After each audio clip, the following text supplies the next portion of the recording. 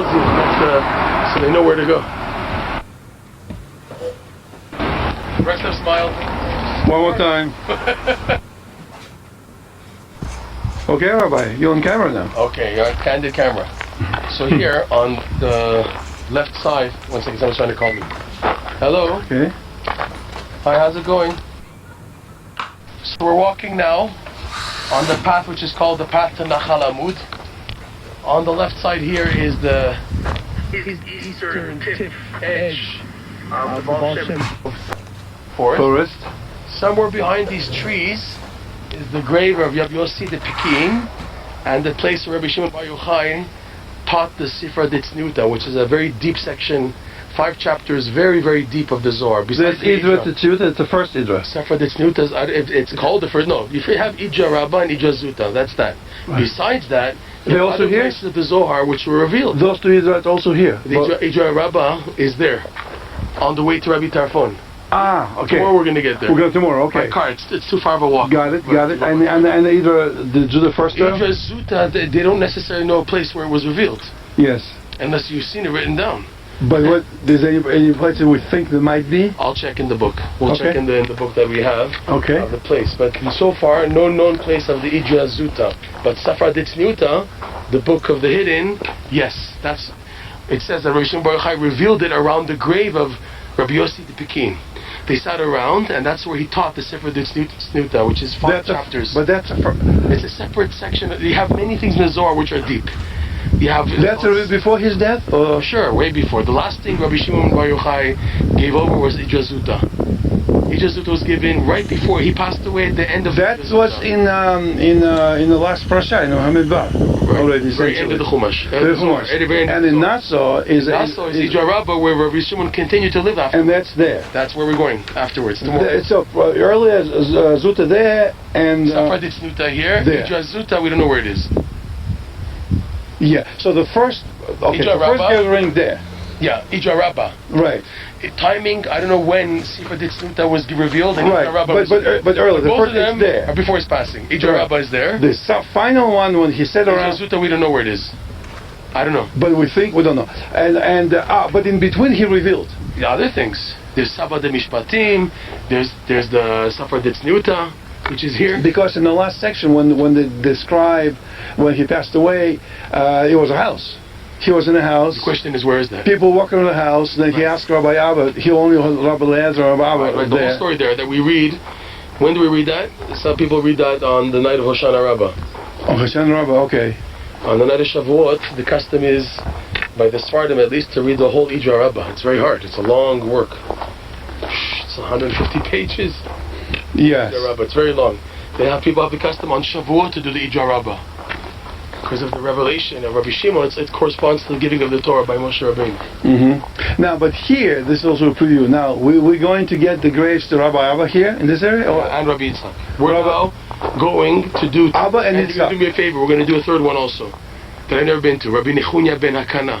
That's okay with you? Well, it's okay with me. Of course okay. And tomorrow we'll do Safra, the Idra Rabbah, right. Rabbi Yossi ben Yaakov, and Rabbi Yeva, if you want, Rabbi Yeva Sava, which is here, which is in this forest. Okay. And also Rabbi Chia from the Zohar. Rabbi here, also here. It's another monument of Okay. From next to the sun. So we'll park elsewhere and get to the forest, get that area, but from another area. Here, this trip, we're going to focus on Rabbi Abba, Rabbi Yitzhak, and Rabbi Nechunya ben Hakana. And on the way, I can show you other tzaddikim, maybe like Yehoyada.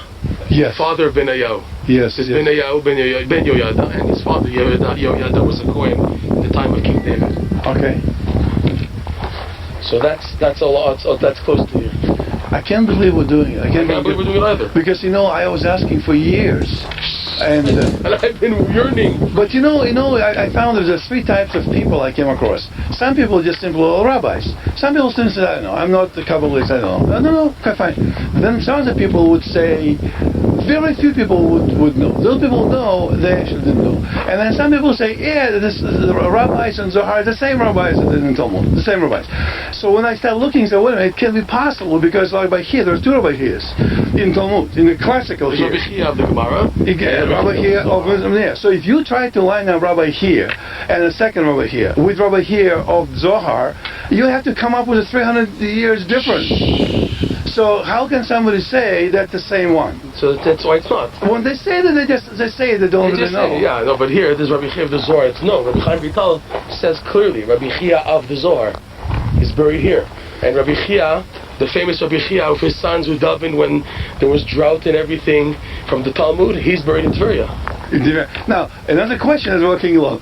Is Rabbi Abba, I heard somewhere that Rabbi Abba actually is Rav. Yeah. From Talmud. He passed at age 400. There's an opinion like that. 400, it's opinion. Yeah, it's opinion. Is that minority opinion? He doesn't mention it, huh? It's minority opinion or majority? No, I have to look into it. Okay, but possibly Rabbi Abba is the same as Rav. Abba is Rav. His actual name was Rabbi Abba. Rav. Rabbi Abba, yes, Abba. But with Rabbi Abba, it's so difficult because there's so many Rabbis. If you look in a list of Rabbi Abbas, it's like 20 of them. There are tons. That's why it's not sure if the same Rabbi Abba wrote the Zohar is Rav, who lived 400 years. Yeah, and it's so interesting, Rabbi, is that you in Talmud at least it's always Rabbi Yochanan ben this, Rabbi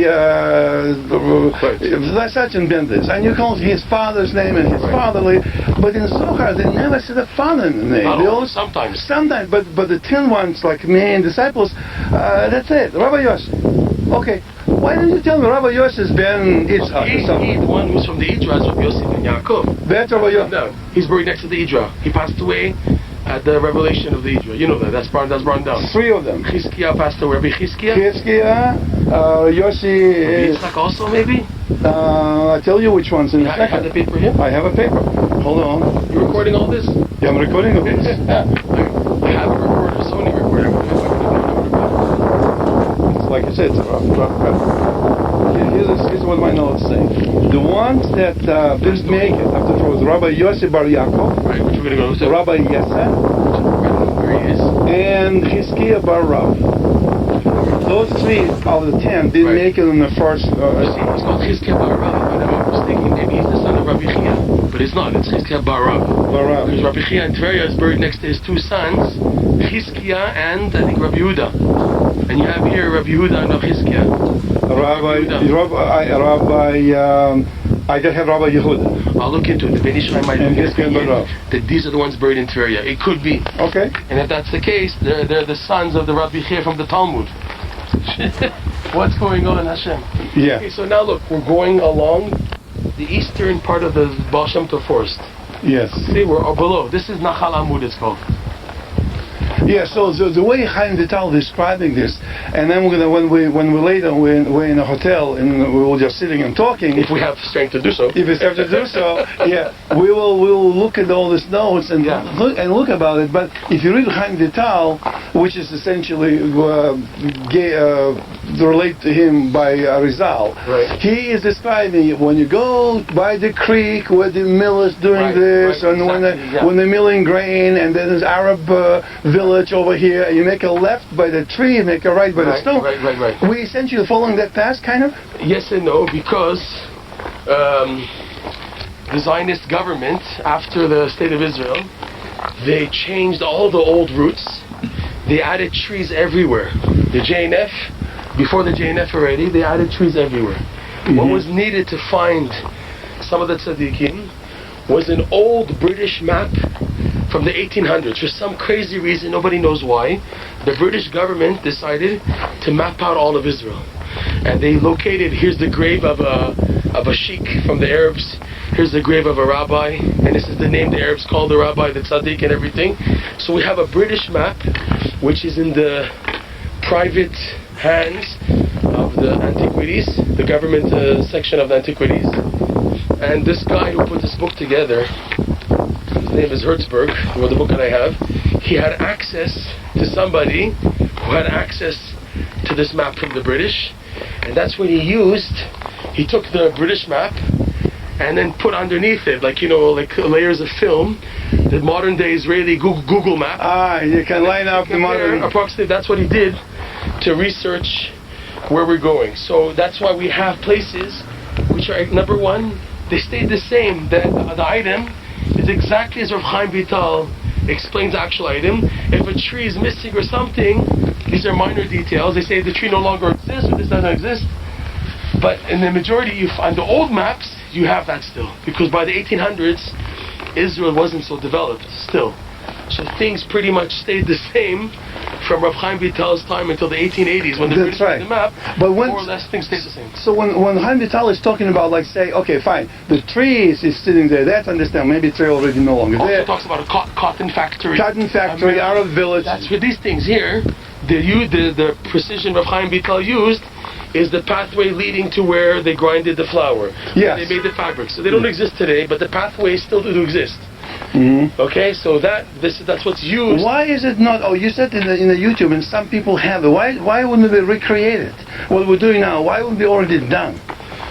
Such obstacles to it. What do you want? Anything in holiness has to have obstacles. You have to have someone who breaches the hole, and then someone else.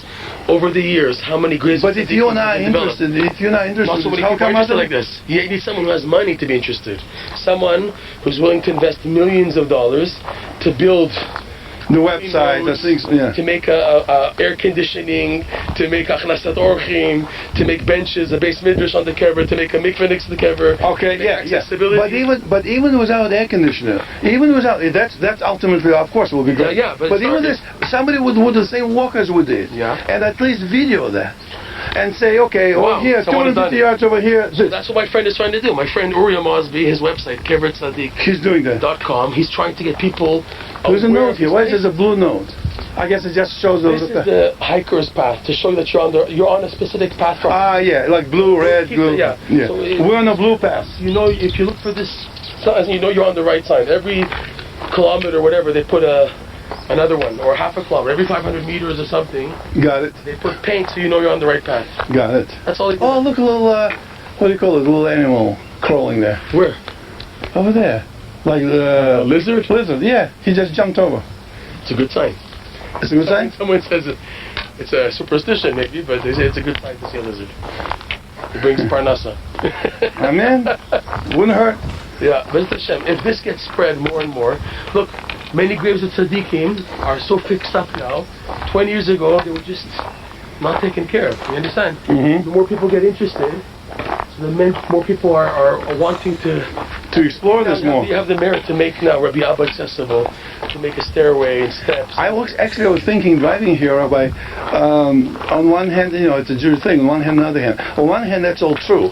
On the other hand, it's just like Kabbalists. They were careful not to simply if you would I didn't say I have an open lecture about the 10th Sefirah. There we come. He would act only.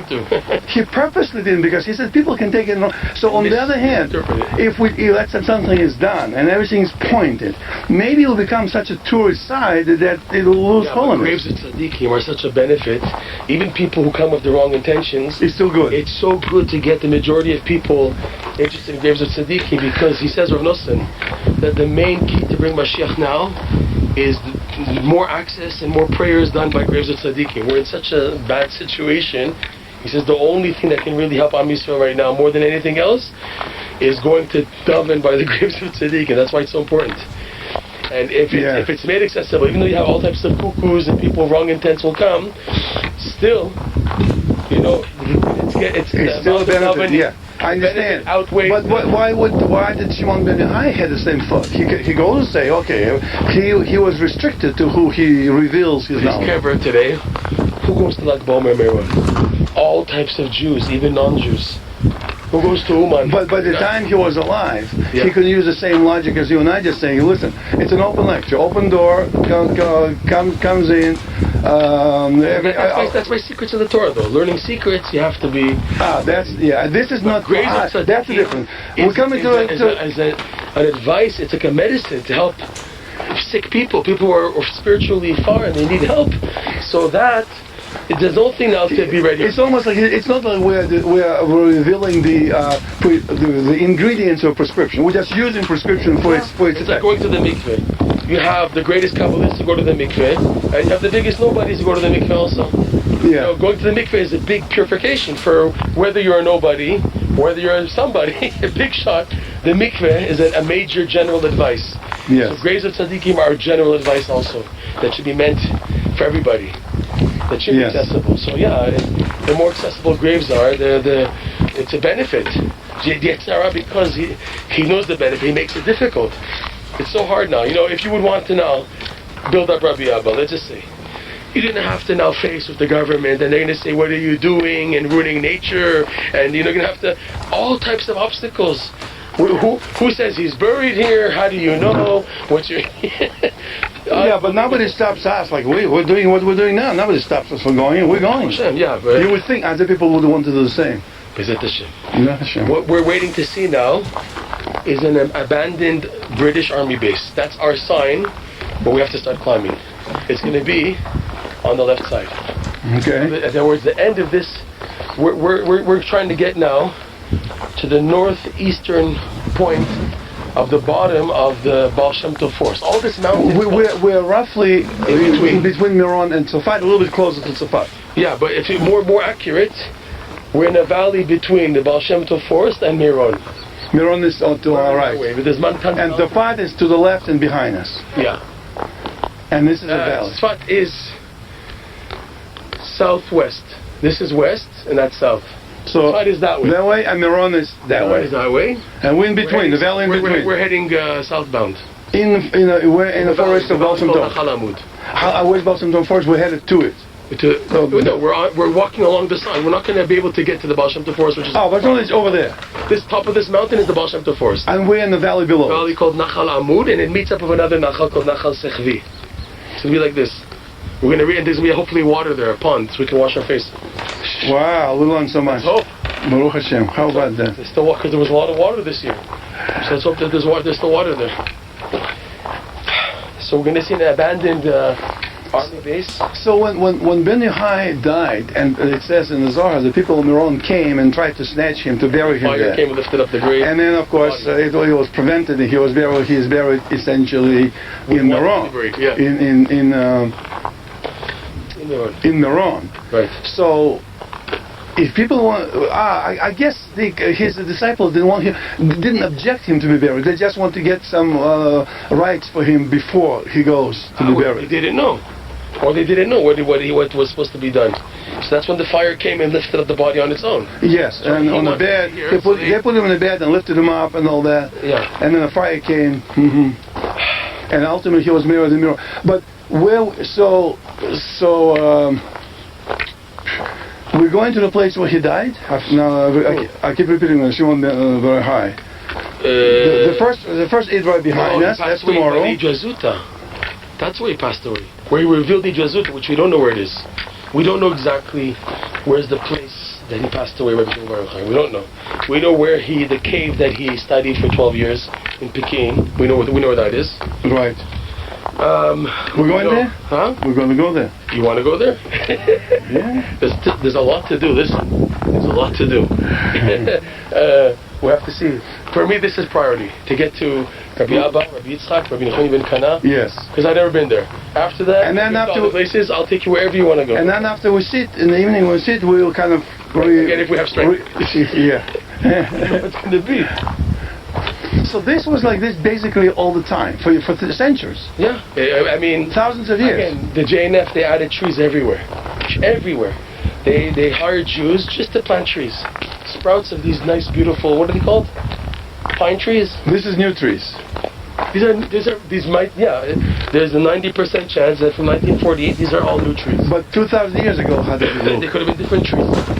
I also heard, but I don't know it's here, it's only towards Bet Shemesh, from the Bet Shemesh area, the Turks cut out a lot of trees. It was a very tree populated area.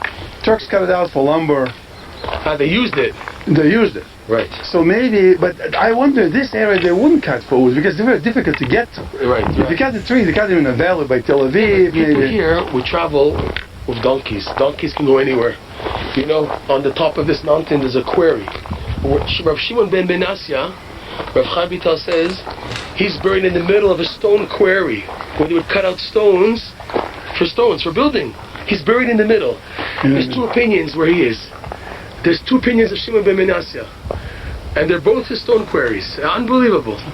So you see that in these forests, there was usage. And where we're going now, there was a cotton factory. How did they get here? So they had donkeys to access. These paths were used with donkeys. Where we're walking now, possibly 90%, 500 years ago, these were used for transporting the textiles. So this road probably was likewise here before. Yeah, it was being used. Yeah.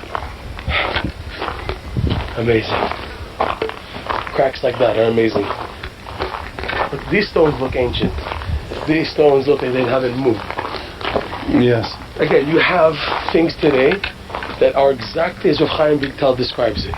It's like you can see it stayed, the grave of the tzaddik, and the indications are just like he described it, and in the area. Mm-hmm. It's amazing. The stones. This Yes. Rav Yoyada, how Rav Chaim millennium stones. But how the stone is, and he says it's like standing like this, and on there's a crack here. Like where we're going now, Rabbi Yitzchak and Rabbi Abba, the description is it matches exactly as Rav Chaim Vital explains it. The book is not here; it's in the car. We're going now because we need as least weight as possible. That's why I didn't bring the book. Yeah. It's a heavy book. Well, we'll sit in later on in the evening. Like I said, if you have energy. Can't believe we're doing this. Thank you, Hashem. This is such a gift. This is a gift. I think this is water. No, there's no water here. There should have been water here. You see a donkey was here or something. That's from donkeys? Maybe. It looks like it. Dried up. Or maybe cows? Because the cows walk by here. Donkeys are not so much anymore. It's more cows that are roaming around. This is so the cows don't pass. When the cow sees this, he won't come close. Fall over, the yeah. barbed wire. Yeah. Unless there's a breach. We're walking okay, because I'm walking a bit slow because of how I... Yeah, I'm fine. Okay. I'm fine. I'm not in a hurry. Amazing, huh? Can't believe we're doing this. It's just... When the three rabbis passed off to the first Idra, were they buried or they were just taken up like Elijah? Rabbi Yossi ben Yaakov was buried. He passed away there, so they buried him there. The other two, I don't know. I have to see again in the Zohar, in the commentaries, what happened to them when they passed away. And if there's any details even. I remember Achizki, I don't remember any details of what happened to his body. Mm-hmm. Or was taken, whatever. But Rabbi Yossi ben Yaakov, on the spot. Right, you'll see when we go there, one cave is the Idra cave, and one cave is where his grave is. Right next to each other. Two caves like this. Over there? Yeah. Towards where we are. Towards Kiddy. It's interesting that how little is known about this 10 and plus other Zohar people, and about Talmud is a lot more known. They know what did they do. He owned this winery, or everyone learns Daf Yomi, or the majority of religious Jews today, they learn the stories in the Talmud, but the Zohar still. But at least they learn from Talmud, but Talmud recorded it. But Zohar didn't record it in this way. They didn't. Much. Yeah, you have to find it. Says a little bit when he was walking from Lodz to village Peking, and but it doesn't say the occupation. We only know Rabbi Eliezer was a tax collector, essentially. Right, the son of Rabbi Shimon. Son of Rabbi Shimon. Right. And the other Rabbi, about what did they do? We don't know. Unless Arizal revealed something.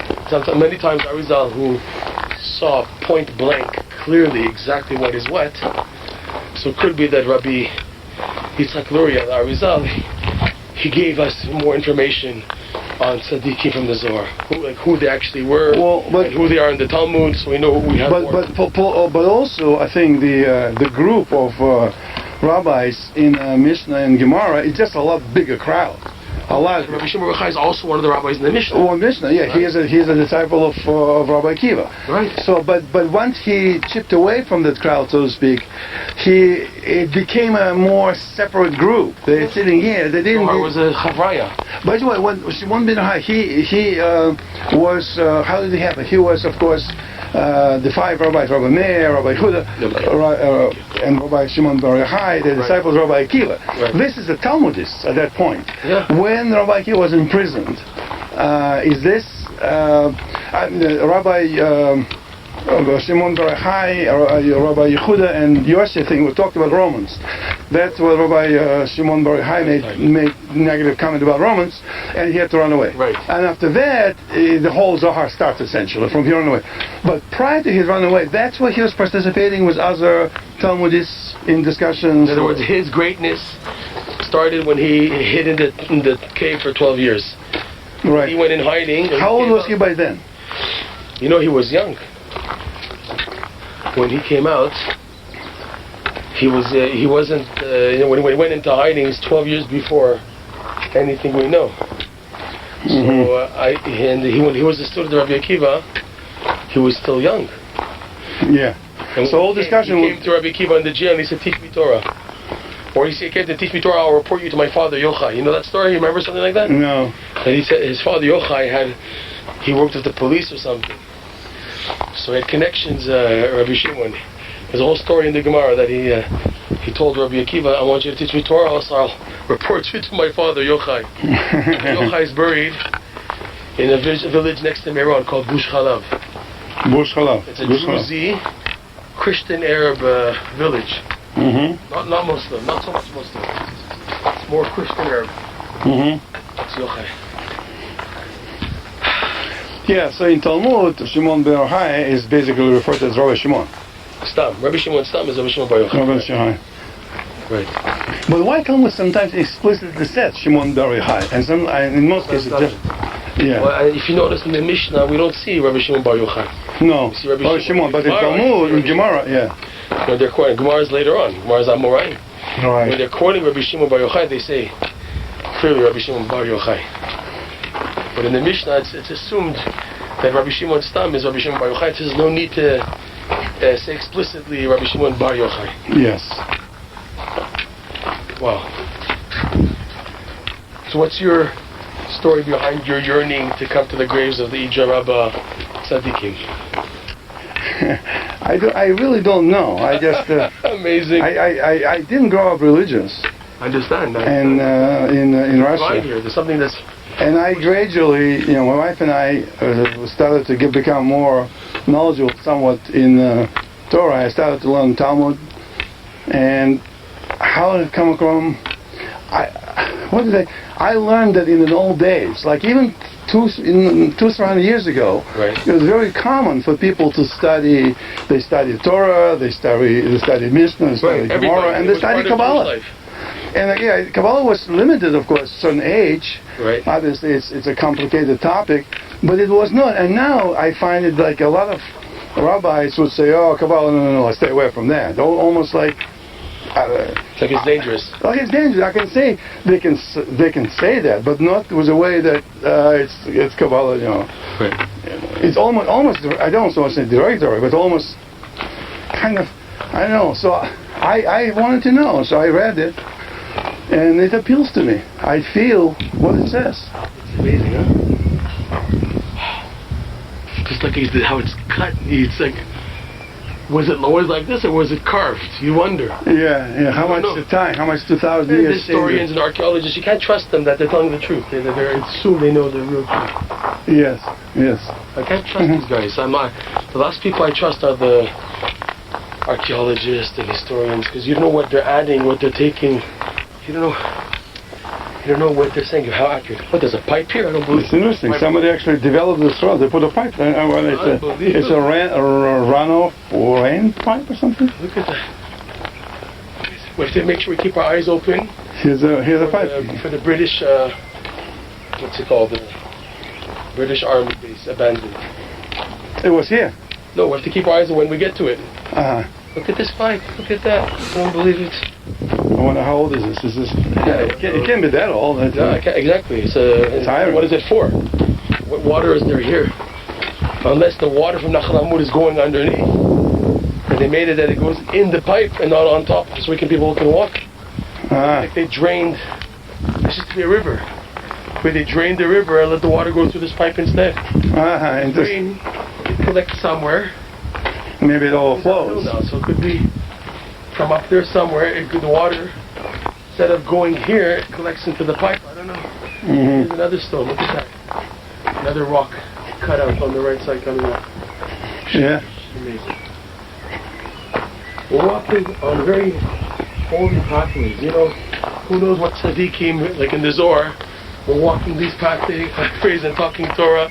Right? All these stories you see. That's how tzaddikim used to do. They talk and discuss Torah. Huh? That's what tzaddikim do. They walk and discuss Torah all the time. It's amazing. This is amazing. You begin to think, was it always like this? Or did somebody do this? Amazing. No, when Mashiach comes, he's going to reveal to us everything. Everything's become open knowledge. Every question you have, what happened to your parents, what happened, grandparents. All the answers. Everything will become on the table. So again, this is the Baal Shem Tov forest. To our left. Side. One opinion of Shimon ben Menasya is he's on this side of the forest, and like I said, Rabbi Yeva Sava is towards the end. We're getting slowly towards the end of the forest. We're walking the whole bottom, so it's longer because it goes down like this, right? So it's a slant. Yeah. Rabbi Yeva Sava did not write the book. Rabbi Lezer refers to. He says, "I learned everything that I know from not everybody. I learned everything from the book of Rabbi Yeva Sava." But is that expression from book of? It's like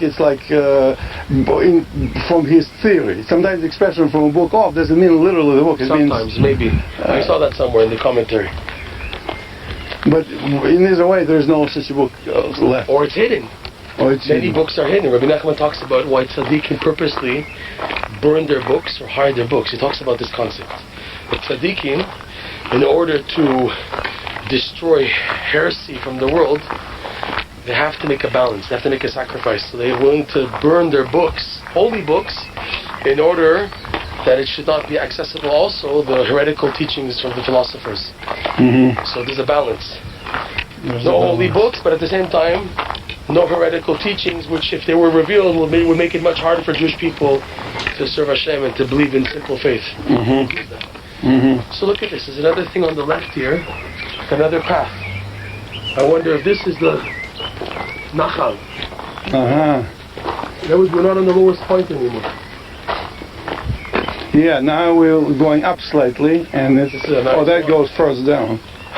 Nachal. Talk to make it. The birds escorting us. We have the music of the birds. Angels. Yeah. Okay, looks like we're coming close to the end because it's beginning to curve. Look, the slope. We're beginning to turn and begin to see clearer. We might even be able to see Tzfat, a part of Tzfat very soon. Because again, Tzfat is there, and we're curving now towards that.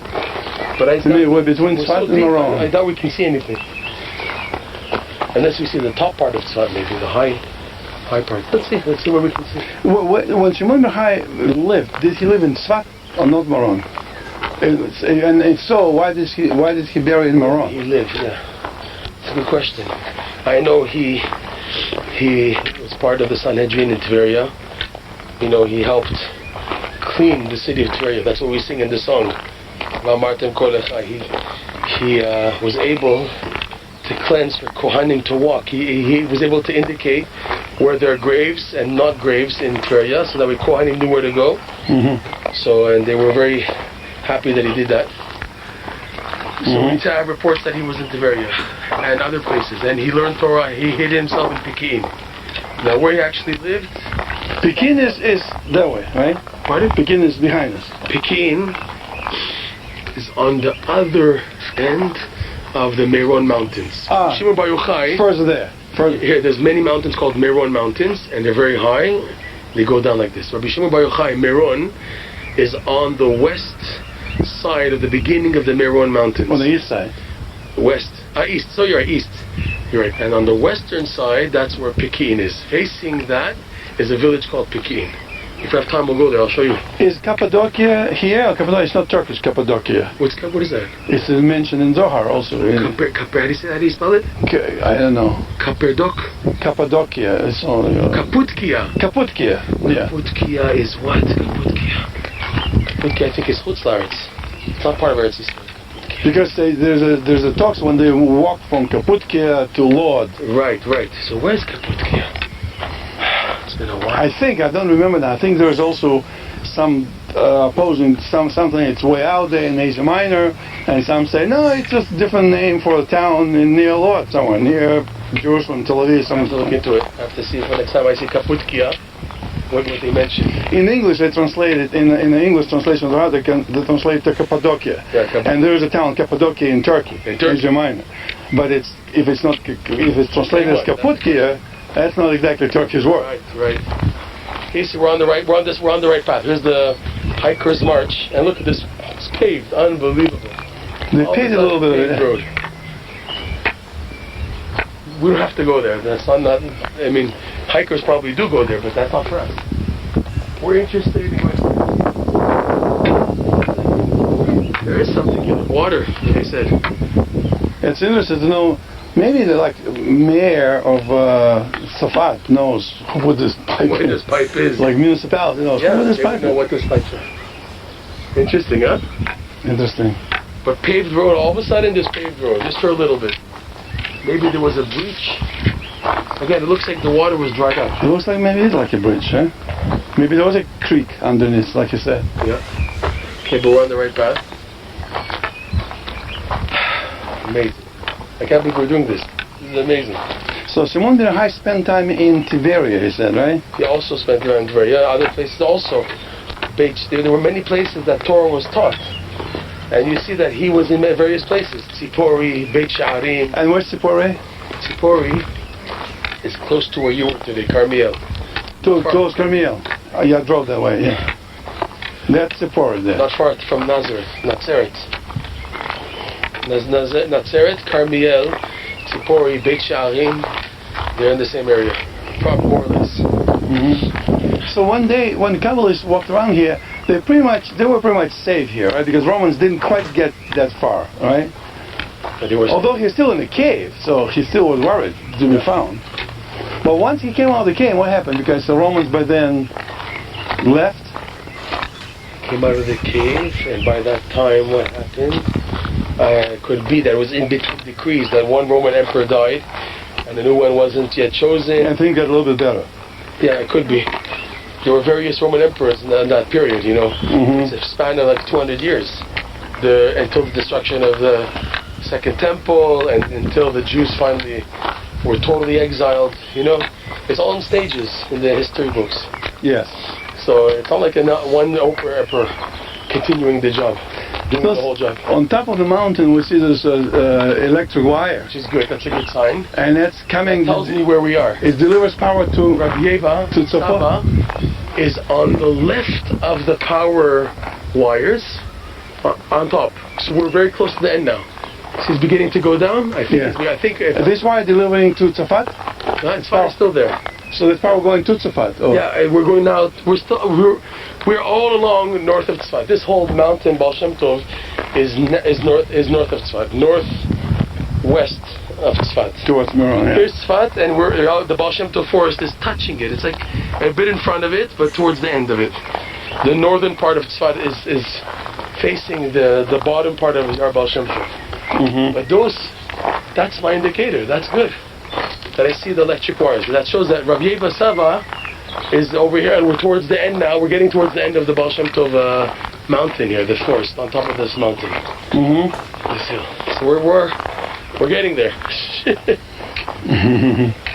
We're doing this is crazy. We have to take a lot of water before we go up the climb. We're doing the what? Get to where we have to get to. I just want to sit down and relax a little bit. Yeah. Okay. Did Kabbalists go occasionally on trips to Jerusalem, Ashdod, these areas? You see nothing mentioned in the Zohar of the south. You noticed? No. They're all located in the north. In all the cities in the Zohar. Tzafat, Meron, Tveria, Akko, Kaputkia, Tiberias, Beit perhaps. Shan. But in Tiberias, the rest.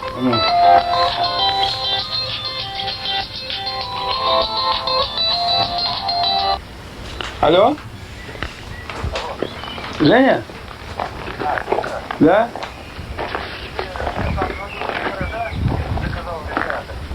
Ага. Я перезвоню, Женька, спасибо. Окей. Бай. Цапати, ага. Спасибо, Женька. Делай. Bye. See, I get to use my arsenal once in a while. I'm thinking, you spent time in America, so much time that you know English so well. Well, I was 25 when I left Russia, and I spent 37 years in the U.S. Wow. And now we're 2 years in Israel. But we used to come to Israel almost every year, because my mom lived in Beersheba, and she passed away about 6 years ago. She's buried in Beersheba. That's why you're there, probably. My aunt is buried in Ashdod. Wow. I used to, as a teenager, fight for the Russian rights. The Jews in Russia. We used to have like rallies it was called the Jewish Students Network. Yes. And the North American Hebrew High School Organization Network. So in high school at a branch, we also joined, like, had rallies for the peace, to save the Jews, to let them out, to let Sharansky out, all that. We were very involved when we were young. We would go in front of the consulate in Canada, in Ottawa, and do all types of projects and ideas to help Russian Jewry. Right. And then Gorbachev came, 1989, Glasnost, that's it, boom. Break this wall. Rabbi, also, I'm thinking, why most of the Talmudists, Tarfon and Akiva, they buried really all together, kind of, on that path. Very easy to get to them. And Kabbalists, way out in the boonies. Middle of nowhere. Yeah. But not just Kabbalists, also Tanaya, Rishonim, and the prophets. In these areas? Yeah, here. Yoyada. You know how hard it is to get to Yoyada? It's on the path. Yoyada was the time of King David. Uriah, the Kohen Gadol from the first temple, is buried behind Rabbi Yeve Sava. Here, we're getting to the electric wires. Buried there. Behind Rabbi Yeve Sava. But the area we're going to, I'm just trying to say, you can also get somehow from Tzfat. Yeah, I came from Tzfat to the Baal Shem Tov. I had to climb up a mountain. I followed the animal. Is it more difficult to get from that side or from this? Or equally? It's the top of the mountain. Where we have to get to now, this is the easiest path. That's why I took this path. But to other ones, it's either from there. I hiked. I did. If you have a car, you don't have to do that. I walked by foot. But it's relatively easier to. It's relatively fewer of them. Mostly it's Kabbalah. It's like Rabbi Abba here. You have to go like a mile to get to Rabbi Abba. It's very hard to get. Rabbi Tarfon and all other Rabbi Akiva, they're in the middle of the population. Rabbi Tarfon in the middle of the population is also hard to get to. Yeah, but it's you almost can drive up with the car and park the car. Yeah, that's now because they have a village there. The people decided to make a village there, Kadita, next to. That's why. But otherwise, you'll be off the business. So we're going to make this place accessible. Amen. Everything's about.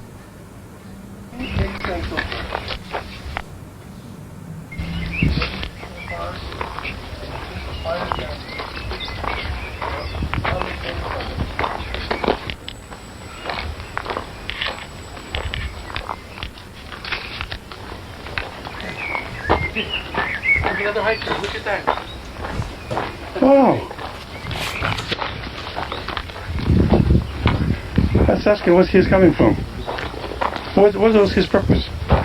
Is he Israeli? How long we have to get? Might be American.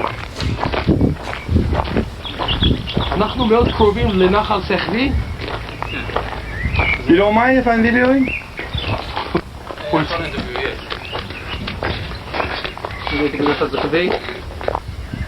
אז נגיע לקבר של רבי אבא, באמת, אם אתה מכיר איפה זה. That's okay if I video? נטוש בסיס צבאי בריטי, נטוש. כן. זה בצד שמאל, נכון? Okay, you want to do a 2-minute interview? Yes. Great. Yes. Go ahead. Tell us. What would you like to know? He's asking. Well, I'm interested in Kabbalah, and Rabbi Al-Kares is explaining to me some of the basics. We're going to the kever of Rabbi Abba, and I want to know all 10 rabbis. So we know, of course, what Ben Yochai is. We know, יודעים איפה רב שמעון בן יוחאי ואליעזר, אבל there are 8, Abba, Yitzchak. It's not very common. Tell us about the Ida, okay? Doesn't get. I was a tourist. I'm a tour guide myself. I'm not a tour guide. We're just learning. So you're a tour guide. This is great. So maybe you know where the Ijazuta is also. So I took one woman. She didn't know she was Jewish at all. She came to Tzfat and she wanted me to take her to Rabbi Shimon. Took her to Rabbi Shimon. She was so into it and she was very moved. She didn't know she was Jewish. She was married for a goy, and then she said something like, "Well, nothing right over here." And she came back to Judaism. On the way back to Tzfat, told her, "Here on the left there's a cave where Rabbi Shimon Bar Yochai used to learn for students." He said, "Can you take me there?" I said, "Yes, no problem." Took her to the Ida. Ida Rabba. Rabba. Right. And she asked me, Dad, can I take from here a stone? I said, no problem, take whatever you want. I have to tell you a story. Dat is a story about a guy from Arbeid from Tzfat. We from from Average. What brought him to Tzfat? He was sending Average to Ukraine. One day, a Jewish from the Jewish agency in those days, went to see Average and said, listen, there's coming in Israel. It's totally different. Down the visit, you can feel the holiness in the ground. Every people in Israel is a diamond. I had to make Aliyah. Came here at the age of 70. After a few years, you see this guy in the eyes of Tzfat, said, come, I have to talk to you. He said, this guy over here is amazing. I feel the holiness in the ground, but the diamonds you mentioned, that I did not I don't see diamonds. שליח said, oi, I see, didn't get there to the madrega b'naim של ארץ ישראל, the eyes of Israel. So Stevie flew over here to the diamond. I'll be around closing himself in his house for 3 days. Every few hours peeks out the window. That's it. Photo. After 3 days he announces, I'm having a Seudat Odaya. They say, why? He said, I got a name. To see every person I see over here is a diamond. To see every pebble I see over here is a diamond. But the blessed is the name of Israel. To see now the diamonds also in the sky, also in the land, also in the stones. And also every person you see. I told him, you take the stone from here, be careful in customs because every stone over here is a diamond. Yes. Shela, what is that building straight over there? That's the Basis Briti Natush? No, it's Beit Yaram. Beit Hama? The person who's in charge of the forest. The people who are actually here? Yeah, if you go down to the 50-minute walk, there's a spring that's another 5 minutes from here. You can drink from the water? What's always good thing? Drink your own water. Drink your own water. If you have any questions later, can we call you, ask you? Yeah, you can have a tour. Can you tell your phone number and a name, and I can record it? Okay. Your name? My name is Meidad Shalem. I'm native Tzfat tour guide.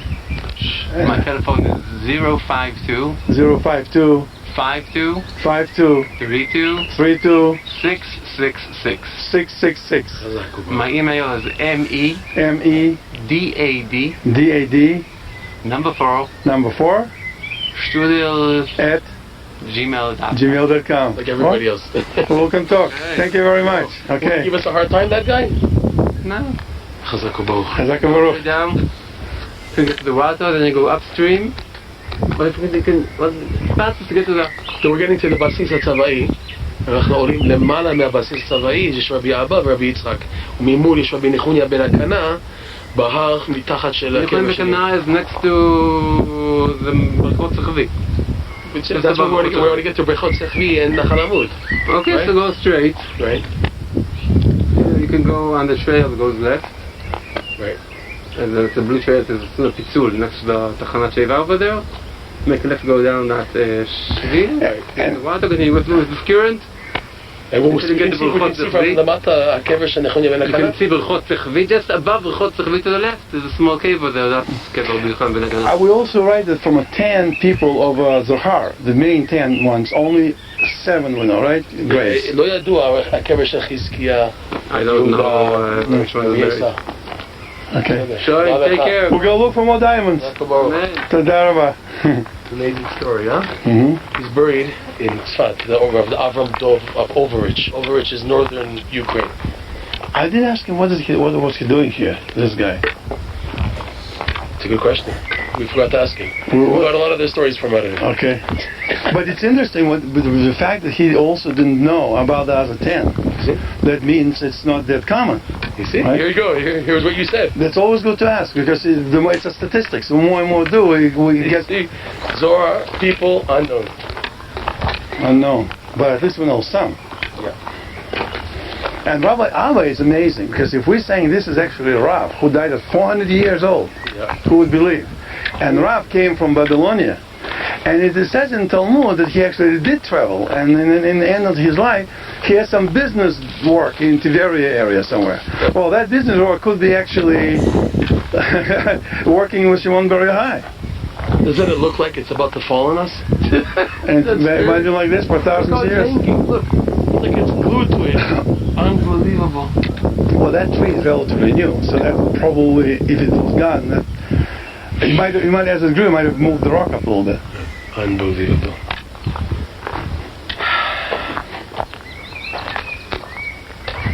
So he said, the tour guide said the forest is kind of, there's a like forestry authority. Yeah. They take care of maintaining it. Yeah, the guy in supervisor. And supervision basically is just walking the trail once in a while. If anybody gets lost, that's a shadow. Yeah, that's a good thing. That they do that, they check it. There's a lot of people coming here. You know, during Pesach, after Pesach and Nisan, any yeshiva boys are here. They walk this whole path and end up in Tzfat. They do the path. Everyone does it. I never did it. Now we're doing it, right? Yeah. Baruch Hashem. Okay, so we're getting somewhere. Here we're passing the electric wires, which is great. It doesn't cross over. That's amazing. It like ends over here. I'm trying to figure this out. The electric wires, they go down, and then where do they go after that? That's the question.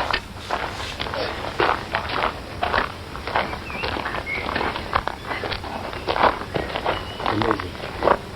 Thank you, Hashem, for bringing me here. And we have a long walk back. Yes. But this is the best way to get. That's what they told me. Thank you, Hashem. I can't believe we're doing this.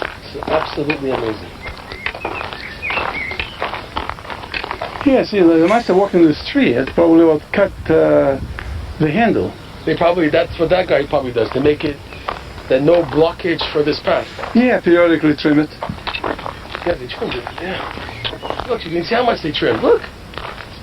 Look, all that's cut. Yeah.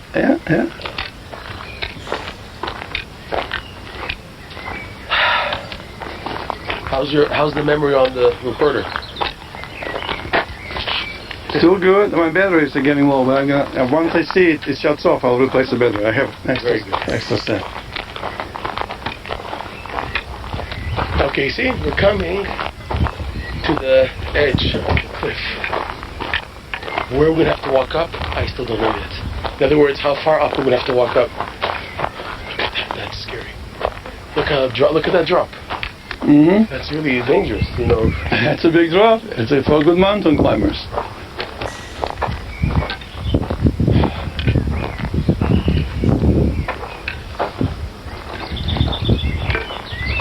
So it's on the very top, the grave? No, I don't know. Rabbi Yitzchak, I don't know. He's on the very top. I think not. Because if he was on the top, all the people who told me to get here, they would have told me from the outside. From the top down, it's easier. Yeah. But no, it's probably in the middle. But to the top, you can get from the outside. Rav Chaim Vital says it's in the middle of the mountain. You're gonna see. In the middle of this mountain. Yeah, this is the edge. Again, this is the south west edge of the Yar Baal Shem Tov. So that description Rabbi Chaim Vital is talking about is what we're walking now, right? No, he spoke from the other direction. They had a different way to get to the kever of Rabbi Nuchanya ben Akanan, Rabbi Abba, and Rabbi Yitzchak. These three are buried in close proximity. These three. Rabbi Chaim Vital describes them in one paragraph together.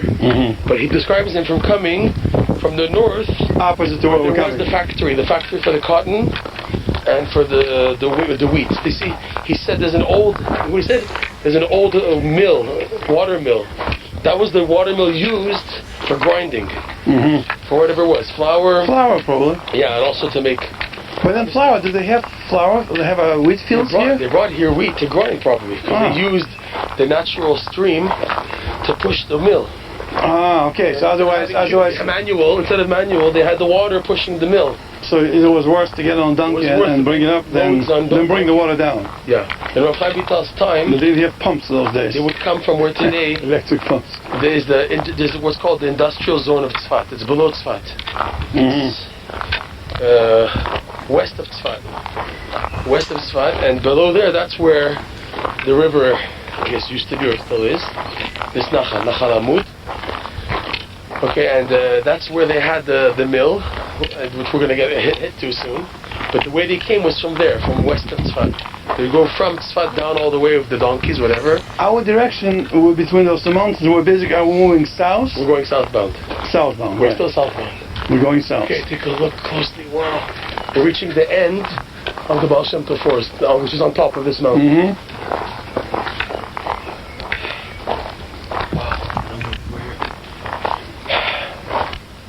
I don't know if I could have ever done this alone. I was ready to do it, but I was scared to jump in. Well, it's always good to have two. Yeah, always good to have two. It looks like stones did fall. Look at that. Uh-huh. Look. Yeah. Or maybe there's somebody just pushed it. Maybe when they do the trimming, they stepped on it, and because of the maintenance. But this track, you're saying this track existed even before, right? Looks like it. And it probably was the same way. It's natural. Well, we saw cement there, so I don't know. Yeah, this little bridge, yeah. But other than that, how would it be any different? We're assuming. We're assuming Eretz Israel assumptions. Okay, so we're getting too close.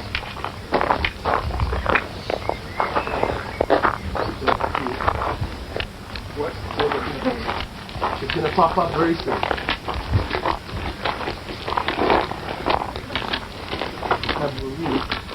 All it had is just pictures of places. I never could be here physically. My physical body here. Now we have the merits to actually bring our body in close proximity to these tzaddikim. Amen. It's our hope that they will fix us up. They will rectify us. See, he describes a crack in the mountain. See another fresh cut. Look at that crack. It's that crack on the corner, the right end. Yeah. So he describes Rav Yitzchak's kever like that, a crack. I don't know if that's it, because he says Rav Chaim Vital, Rav Yitzchak's kever, the crack is facing Rav Nechunya ben Akana. Which we're heading to. We're heading to now place. Rav Nechunya ben Akana is on one mountain, and facing him on this mountain is Rav Yitzchak and Rabbi Abba. And he says from Rav Nechunya ben Akana you can see both. You can see the kever of Rabbi Abba. You can see if any of these big stones gives way, we need to duck. What's weird is how they ended up burying a tzaddik all the way here, right? That's another question. How do they bury in the middle of nowhere, in the middle of a place so hard to get to, these tzaddik? Yeah, and why, right? Why? What was the purpose of that? No one knows. I guess it's the same thing as like a Moshe grave is not known. Oh, here's the creek. Hey, Mazel Tov. Thank you, Hashem. And where did it come from? Ah, from this pipe. So you see. That's what they made. That's why it's dry. Probably the water used to come here, and they made this whole thing for people to walk on. So they drained the water. They just go through a pipe underground. Divert the water into the creek. See? So where we walked must have been the creek. Must have been the creek. Is that the creek? It's called Nachal Amud. Is that Chaim Vital describing that creek? This Nachal was existing always, but the name is a new name. Nachal Amud. But Chaim Vital is you refer to that? Describes a river. Yes, lakes. Nachal Amud. Well, I don't know if he calls it Nachal Amud. But which is what we're on here. That's it. Right here. This is where this path is called Nachal Amud. This is where it used to be. And there was a river. Look at that, in the middle of nowhere, Rimonim. But if it was a... Oh, look at this. But it smells so good, too. The smell? So many fig trees. Fig tree? Scratch it. Take a branch of the fig tree, and it has such an amazing smell. No, you have to do more than that. Rip it off, and scratch it strong. Like with your nail, and then smell it. It's an amazing smell. The smell of tzaddikim. I say, fig trees, they grow around the graves of tzaddikim. And that's Rimonim. In the middle of nowhere, Rimonim. Rimonim. Unbelievable. But it's also interesting that if there was a river here we're walking, and it's only relatively recently diverted, but there's a pipe, then how did they carry people to bury? I mean, no one knows these things. It's like the exact on a bank or through the woods. How did they carry? Did you ever go to the Western Wall tunnels underground? Did you ever do that tour? Yeah. She showed you the big stone. Yeah. And no one has an explanation how to get it here. Yeah. So they say obviously with holy names. They used holy names of Kabbalah to lift up the stone and put it in place. The graves of tzaddikim also. Okay, what does it say here? The bathroom? That'd be great. Brechot Sechvi. Here we are. So this is Brechot Sechvi. Sekvi pools. Brachot Sekvi pools. What does it say? Sekvi pools. It says here, Shmot Teva, Brachot Sekvi, Ein Yakin Meron, Nachal Amud, Havina Siva. Well, we have to continue this way. Yeah, this is our path. We walked along the wall. I don't believe it. This is our path. I don't believe it. I'm not sure. I need just have to double check. Oh, beautiful. Thank you. We have water. Okay, I'm going to have to relieve myself. I'm going to have to drink some water. Okay. A little break here. Okay, take a break.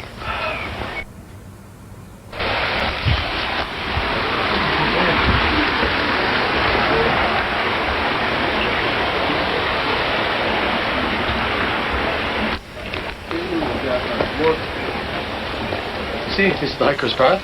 Mm-hmm. Your eyes open on the left side for an abandoned bunker, an abandoned British Army bunker. Now, how do we know if it's British? I don't know, but it's old. It's an older bunker. It's older than this. Mm-hmm. So the British mandate. That means before 1948. So it's pretty old. It should be coming up on our left side. So keep a look. Keep your eyes. Keep a look out to the left side. Mm-hmm. See any bunker.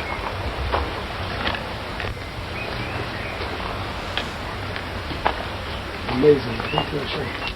I can't believe we're so good to do this. I don't believe in Hashem.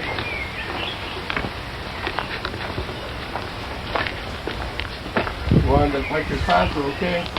Mm-hmm. It's halfway up the mountain? Let's see. We're going to find out. He starts explaining. Well, you're saying the way Chaim Vital is describing starting point of his track, which is not the one we took, is from the power plant of the path. Yes, yes. Which, how far is that from the cemetery? By Rabbi Chia, we'll get there. He starts from Rabbi Chia, and then he goes down to Breder Rav Safra, Adino Etzni, Yoyada Kohen, Chuvitz B'Tametor German. Then he goes back to say, now we go down to Nechunya Ben Akana, and he says from there you can see Rabbi Abba and Rabbi Yitzchak. How far is the power plant from the cemetery? Not so far. Not so far. Not so far. Careful with your head here. Again, people look out. I can't believe we're doing this. I don't believe we're doing this. Thank you so much. Yeah, thank you.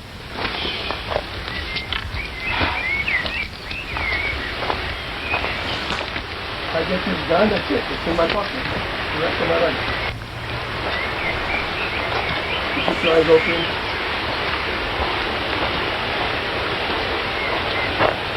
Look at the house there. What is That's this? That's the guy who watches, who's in charge of Shmot HaTeva. That's a home. That's what we saw back there. He lives there. Oh, yeah, whatever. And he said he's the guy who's in charge. That's a great place to live. Think about it. A perfect, Probably sees that guy. perfectly secluded place. What did he believe he's doing here? Amazing. Be careful, let's not fall down the creek. That's what it is. Nahal Amud? Amud. And it leads to Brechat Sechli. Brechat Sechli. Touches the next Nachal, it forms a pond, which is where we're going to get to soon. All this I know just from the books, that's all. I've never been there. And from Google Maps pictures, that's it. That's it. Let us get to the next direction.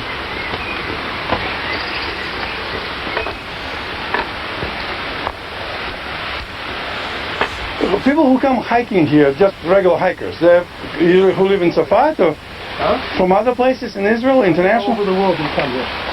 And why specifically this hike? Because it's picturesque, right? Yeah, it's very... Look at this house. Wow. Oh, shit. This is amazing. Well, this you can imagine things like that, like in northern Canada somewhere, maybe in Tennessee. Green, not in Israel, eh? Yeah. Look at that. Look at that. The way how it's shaped, that flower is amazing. Look at that. I've never seen such a thing. Look at the flower, how it's like the crown. Looks like a crown. Yeah, you're amazed, huh? It's like, yeah. This is an interesting house there. I need to show it to my wife. I wonder how much it will cost to build. I guess it's probably nature preserve, right? They don't build anything else here. They only build one just for somebody who. What a good idea to get a job here and live in that house with him. That's what he said.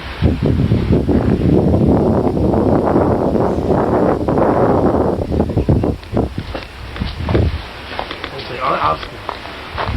Or let's see coming up. Let's see something coming up. Okay, I think we're on the right track. That's not what we're looking for. But with his house, the forester's house. Be careful not to slip. This is very dangerous. Yeah. Please. Oh, I feel it's slippery already.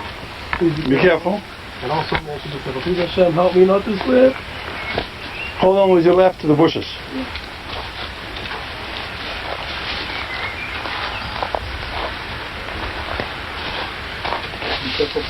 I'm careful. Careful, you too. There are cypress trees here, I think, right? Pardon? Those tall trees are cypress trees? I don't know if there's a cedar. Imagine the view when you live in the house and looking down here. That's a majestic view. I think he works here. That's his job. Huh? I don't know if he lives here. Well, if he doesn't live here, it's difficult to get to work. Yeah. If he lives here, he wakes up in the morning, he's at work.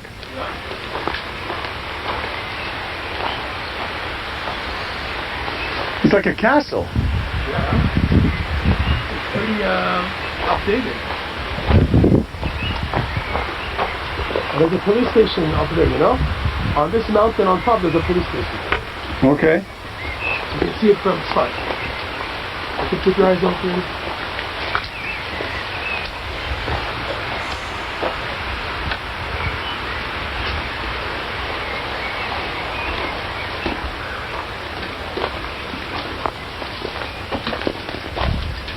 So Mamash, on the southern part of Yarabal Temple, which is all the way up there.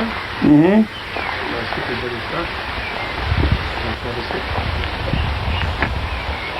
I saw a building somewhere. The abandoned British.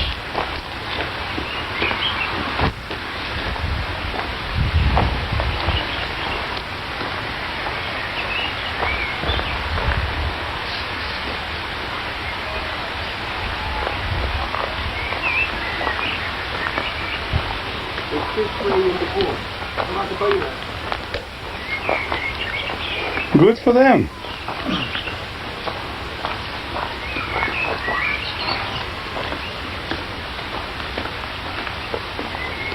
That's a place for a picnic. Perfect, huh? Where's this British thing? I wonder if that's it. Push. Well, he said it's something else. He said, can't be that. It can't be that. I'm not going to get it. This mountain, and this little British thing on this mountain. And he said the tour guide, he called that, that's Shmuat HaTeva. That's the guy who, that's the Teva. Nature preservist. Yeah. Did you see over here?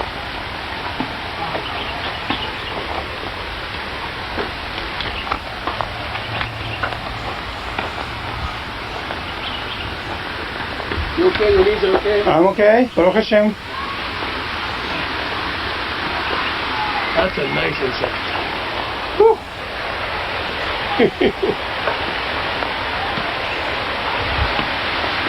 You hear the kids playing with. Uh-oh. That was good.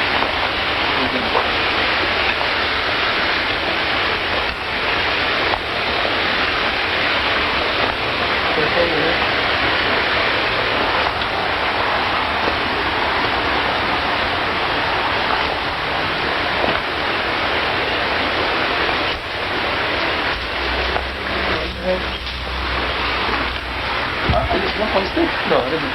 Hmm? No, nothing. We're good?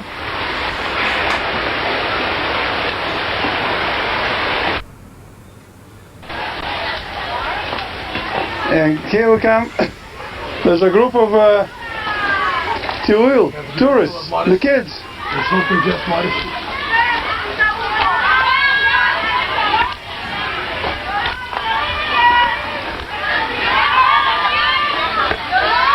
Go on a school trip.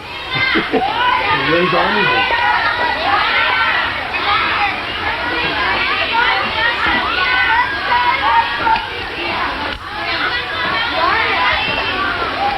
Maybe they're teaching us where the camera is. It's fun here.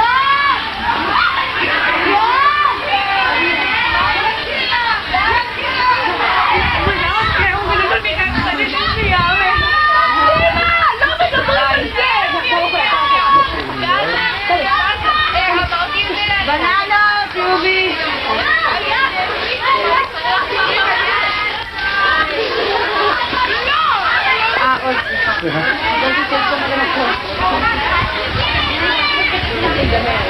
Down, תרגי, וואו.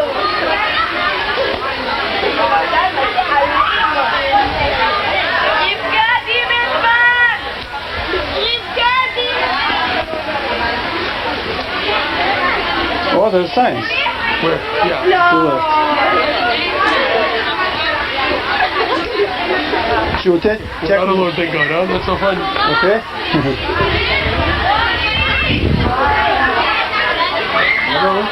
Careful, careful. No rush. Hello.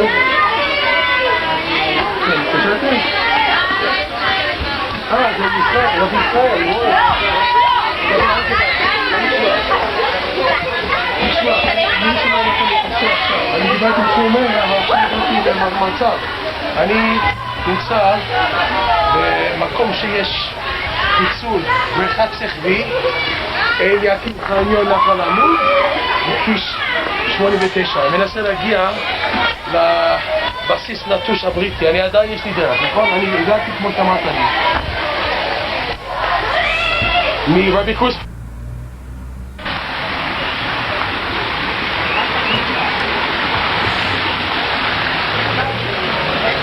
Now looking for abandoned British castle. That's a mark before Rabbi Abba's kever. Coffee? I'm good. באזור ה-60 אלף בשנה, בלי לשלם שקל אחד למטה. מה כן תשלם? ביטוח לאומי, ביטוח בריאות. כולם משלמים. אבל מה? רוב מדריכי הטיולים זה כאילו עבודה... יש פה קבר של רבי אבא ורבי יצחק. רבי אבא עם זוהר. בסדר, אתה... זה כבר לא... אם אתה לא משלם קופי למס הכנסה, זה לא באמת משנה שאותו חיתוך. You want coffee? תודה רבה. Total makes me hyper. מי שלא Thank you. הגיע למדרגות מס, כלומר... Well, let me smell it. Let me smell it. I tell my wife. Oh. I'll tell her that I smell great coffee. Okay, man. Where are you guys from? Here. In Tzfat? Close, not so far. Near Rabbi Shimon. Okay. Oh, by Moran. לשלם אפילו כשכיר, לא כל, אבל חלק מהשם שלהם, אני מקבל בחזרה דרך זה ש... I have a question. If Rabbi Shimon... Not that I have the answer, but you can ask the question. It wouldn't hurt. Yeah. Well, if Rabbi Shimon used to live in Safat, If he used to live in he Sfat, lives in Safat, why is he buried in Moran? because that's where he has to bury himself. But he lives in Safat? Yes. I don't know if he lived in Sfat, but the Ari Kadosh said that Rabbi Shimon is buried in Meron. That I know, but I just wondering if he lives in Safat, why would move it to Meron? If somebody lives in Jerusalem, why would they want to marry in Beersheba? Take him in his... You guys need a guide for this trip? You know? You know where Rabbi Abba? Yeah. Where? Everything we know. He's the What do you guide. need to know? Oh, He's the guy you want to know. Yeah. But it's $100 for an hour. check is in the mail. Okay, it's fine. Free. פרי אומרים, נכון? חינם. First question is where's Rabbi Abba's grave? Rabbi Abba is next to Pushkitan Turgeman probably. This is I don't know. Rabbi Abba יש כאן בסיס בריטי נטוש. איפה? תבוא איתנו וככה איפה יש בסיס בריטי נטוש? הורייזן שלך. Where? עוד מעט, אנחנו... בעלייה? כאן, נהיה כאן בסיס נטוש על ההר הזה שתחת יער בר שם טוב, מלמעלה ממנו הקבר של רבי אבא מהזוהר, ולמעלה ממנו רבי יצחק מהזוהר. אוקיי. ממולם, רבי נחוניה בן הקנה, שאתה מכיר את זה. בקבר חוצפית המתורגמן, איפה ביחס אני לזה? רואה את זה למעלה, אבל נחוניה בן הקנה, אתה מכיר את זה? ושם רואים ברור את הקבר של רבי יצחק רבי אבא. אז הבאסית לטוש זה כאן. כן? אז הנה, יש לך Greetings. אז אתה הבדל שלו. Oh, good here. אני חבר שלו ואנחנו מתגעגע כבר 20 שנה להגיע לכאן. באר שבע. הרגל אחד. But he's from Jerusalem. תסגור אותי שם זה טוב על רגל אחת. רגע, אתם יש לכם אייפון וגישה לאינטרנט? כן. אז יש לי שיעורים, תשמע את השיעורים שלי. כן? בסאונד קלאוד. כן. באף. We'll do shiur by the Rabbi Ava's kever. Look, listen, man. If you want your Torah to be spread out, put it on YouTube. It's on YouTube. It's in SoundCloud. יש סאונד קלאוד אודיו וגם כן וידאו. ברסלב קמפוס, ברסלב Research Institute, ברסלב. And I'm doing video now. Yeah, I'm serious, you.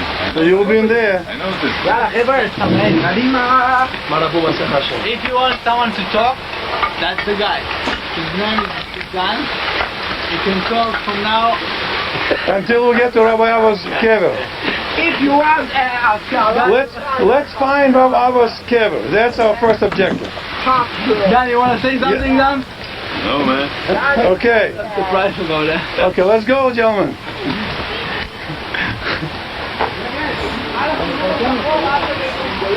Shalom. Shalom tov. Keep your eyes open. Keep your eye open. Supposed to be here somewhere. If we have to go through something like this, we have a lot of bushes to cut. Do you know what is this? Come on, man. Huh? I'll tell you something. This is asparagus.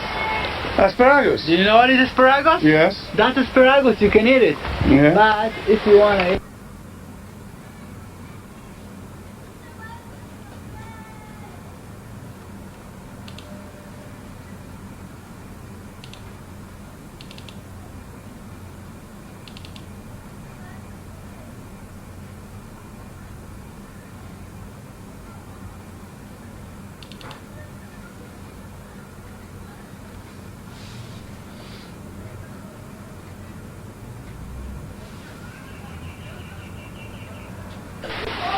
Cactus tree.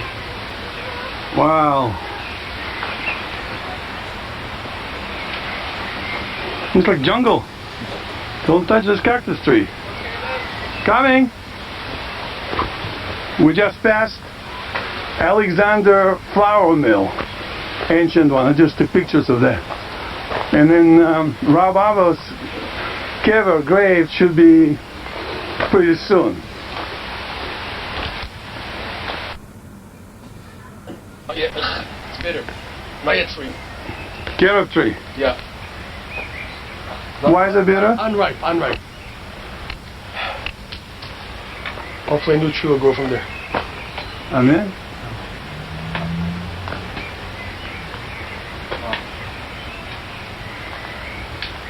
I guess it's not the season for them yet.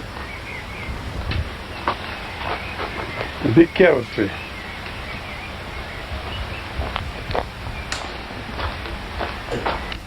And this flower tree is pomegranate? Pomegranate. That's the second mountain. Pomegranate. That's the second mountain where this is Yar Baal Shem Tov. On that mountain is supposed to be Rabbi Yechonia ben Akana. That might be him. That pillar of stones. Might be Rabbi Yechonia. Yechonia ben Akana. From there, we're very close. We have to just dive in that we... We're getting some opening from the jungle a little bit. Yeah. That's the, now we passed, what? Here's the army base. Oh, that's the abandoned British Army base. Take your pictures. See, we didn't miss it. Baruch Hashem. Here it is. Careful, careful. Now, it's going to be very tricky. You have to walk this out. Now we're going to go through the woods. Ready? You want to take a picture? I got it. You have to go up. Barbed wire? This is wire. I can hold on to it. No, this is not the wire. This is that. Just to push the bushes. What's the best way to get up here? You want to go first? All right. clear the pathway. Clear the pathway. You want to take that? They can't take off that metal to cut off. How you doing? I'm doing good. You have strong legs. Here, I need your help. Okay. Hold on. It's a lot of bushes here. Got it? See? Oh, a lot of bushes. Okay. Thanks. All right. Okay, we can continue. Can I go? Okay. Okay, lead the way to the left side of the building. We have to follow the path. It goes up the left side of the building. Okay. Careful here. There should be a pathway. Oh, the path up or down? Here's the building. There should be some path. Be careful of the cactus. Oh, God. Okay, no, we're fine. You see a path here? No, look. Behind you. Is that a path? Where? Oh, yeah. It is? It is a path. Woo! It's prickly. Yes, it is. And don't hold on to the cactus. You see, people have been it before. Yeah. Again. Okay. That's the old British abandoned army base, right? Wow, look at the view. So we're going up? Just pass on to check. My friend first. Okay. Okay, the passage is kind of difficult, but I think we made it. Okay, we came from that direction, made like a little turn to the left, and I think this is a cave. We're here. We think it's Rabbi Abba's cave, but we don't know yet. No, yes, we know. It's here. It's here. Here's the sign. Here's the sign. I need to go there and see. There's a sign. Okay. Ra'atana Abba. Wow. Okay? Tana Abba? Okay, let me see. Why did it say Tana Abba? How am I going to put this down? Okay, this is very tricky. I have to go backwards. Be careful. There's I'm bleeding already. It's okay. See, there's a big, deep pit here. Don't fall into the pit. That's what I'm worried about. Try to bear to your right. Okay, you go first. I'll go first. Give your hand. Okay. Okay. Yes, it's tricky. You're good. You're good. Okay. I should go backwards or forwards? Which Forward. Yeah, but where do I put this foot? Use my hand. Yeah, where should I put this foot? Use this foot to one here, and left over there. Okay, one. You might have to support me. Okay. I'm not going to catch this. I'm telling you right now. Okay, make a flying move. Put your foot right here, kind I'm of. going to break my knees. Oh, then don't do it. Then do slowly. I should put the foot here then. Yeah. Oh, shoot. Okay, it's okay. It's fine. You're close. 1, 2. Are you supporting me? Yeah. Oh, Good. You're good. oh my God. You made it. We did it! You did it. After 20 years. Okay. We did it! This is a cave. There's 2 Rabbi Abbas. How come? I can't believe we made it. Oh, Rabbi Yitzchak is even harder. We're here. Okay, let's see. This is how Rav Chaim Vital explains it, okay? So this one is, let's see. It says, Rav Ava Mar Min HaZohar. Min HaZohar. Min HaZohar. Yeah, there's missing the Heresh. Min HaChavak Zohar. Ben Echash Rashbi. And Hadjaba Nitmana Alidei Rashbi. Sefer Zohar. Sion Hatana Rabbi Abba Min HaZohar. Again, the same sign. Same sign twice. And you have plaque, silver. You shouldn't remove it. Look at that. Sivan Hatana Abba Min HaZohar. Abba Rabba Abba Min HaZohar. I can't believe we're here. We're here. And what's this sign here? It's the exact same thing. That's just explaining our portion. I don't believe it. We are here, man. Somebody made it in like. Yeah, so they shouldn't take it off. And there's a prayer book here. I don't believe we made it. I don't believe we made it. Hey, and you want to sit together tonight? Woo! We made it. I'm gonna drink a l'chaim. You too? Take a break. Where's your water? Bought fruit? I bought fruit. I left in the car. Amen. This is the cave of Rav Abba from Zohar. Of course, we know that there's many Ravs. Who wrote the Zohar? He wrote it. He was the disciple who wrote that. Rav Abba actually was doing writing, but the main characters in Zohar can Rabbi Shimon ben Bar Yochai, of course, and his son Rabbi Eliezer, and the other 8 were a very close circle. The other rabbis also great outside the circle, but the 8 were, and Rav Abba was probably kind of right-hand guy. He was the main disciple of Rabbi Shimon. He was the main disciple of Rabbi Shimon Bar Yochai, and when Itra, the final Itra. Idra Zuta, when Shimon Bar Yochai passed on, Rav Abba and Rabbi Eliezer were the only ones in the house, and of course Rav Shimon Bar Yochai asked them to let other disciples come in as well. So Rav Abba was actually recording Rav Shimon Bar Yochai's words, and then he continued recording, and all of a sudden, and he felt that, and he knew that Rabbi Shimon Bar Yochai stopped talking. And his last words, Zohar says, I forgot what his last words, Rabbi Shimon Bar Yochai was. So he recorded it, and of course, there's a very dramatic moment. The fire encircled the house, and the rest we can read in Zohar. But that's the place here. Today is 5,779 year. 21st of ER. 21st of ER. Sunday. It's Yom Rishon. Yesod in Shirat Omer. Chesed of Yesod. Chesed of Yesod. Chatzer Omer. Today is, well, we can't say today, right? But yesterday. You can say, yeah. No, you can say today now. You counted last night. You're okay. That's right. Count last night was 20. Tonight is. Today is in the 26th, right? No, like Bomer was 33. Oh yeah, 36. Today's 36. Yeah, that's what I meant. 36. Yeah. 36 Tzaddikim. 36 day. We're in 36th day of Omer.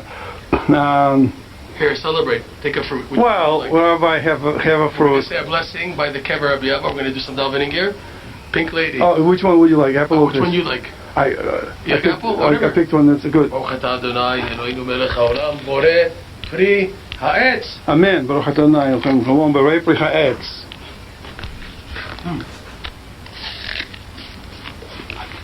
Don't talk until you swallow. We're here by Rabbi Abba. Excuse me that my back is facing them. That's the only place to sit down. And I hope they excuse me also. We killed ourselves to get here. Me, my weight, we killed ourselves to get here, and we made it. No, you did pretty good. You did pretty good. Back down, I don't know. But it's like climbing a mountain. Aren't we supposed to be lifted up here by the Spirit and just moved over? It's a big cave. It's not small. So if you see in the tape how we got here, think about those days. How did disciples, so people who buried Rabbi Abba, and what was their motivation to get here? Away from the beaten track. And the question could be, maybe it wasn't the beaten track in those days. Maybe that was populated area, and presently in a more normal area, let's say Road 89, connecting Meron and Tzafat, maybe that wasn't. But that's not likely. I think that was typically quite populated. This area not likely was populated. So that's a question for us for evening discussion, if we still have any energy left for us to discuss that. Even think about what you're saying, no energy. If I even have energy to think about what you're saying now. We're going to plant a peach tree here and an apple tree here. Apple tree.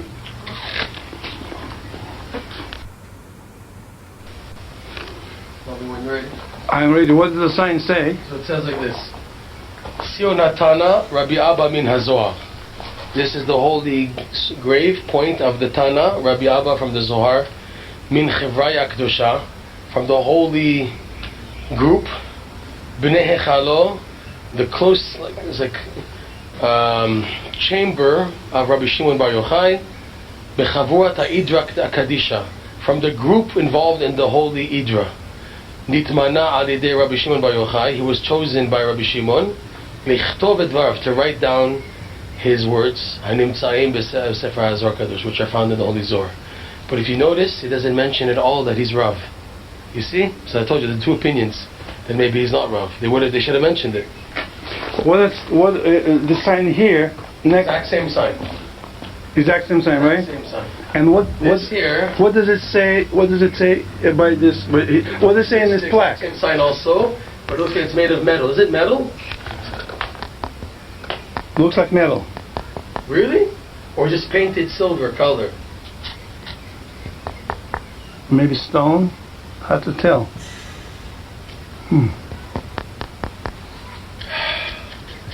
So I guess. But it say, and what is this here? It says Khan. Binyamin, if someone wants you to daven for him, Binyamin Eliezer ben Golda Bracha. Someone asking for people to daven for him. Okay, so let's do a little prayer here. Yeah. Do your own prayer if you want. If you want to say a chapter of Tillin, I'm going to daven for some people. Okay. If I record, that's okay? Huh? If I record you doing that, okay? Maybe not. Not really. Okay. Okay. I'll turn it off, but we'll do it now. We'll both do the prayer. Great. Give me some prayers for them. Okay. Now we're about 30 meters up from the kever of Rav Abba, which Baruch Hashem we found. We're now looking for a second one, Rabbi Yitzhak, and he's supposed to be about 30 meters up a little bit. So, but we have troubles finding. Let's say I'm going to take a swing. We came from that area along the path, and then we climbed up the mountain on this like 45 incline. And then if I continue swinging it back, from now the wall becomes almost vertical wall. And above that will be about some tall forest, and then further will be towards Safat. And of course Maron behind this wall, this mountain. Very interesting, of course, beautiful views. I'm going to continue looking for Rabbi Yitzhak. Okay. Whew. So I came from down there, climbing up about 45 degrees or 50 incline until it goes to the essentially vertical wall. And apparently Rav Yitzhak's grave somewhere right by the wall, from the crack of which comes out the tree.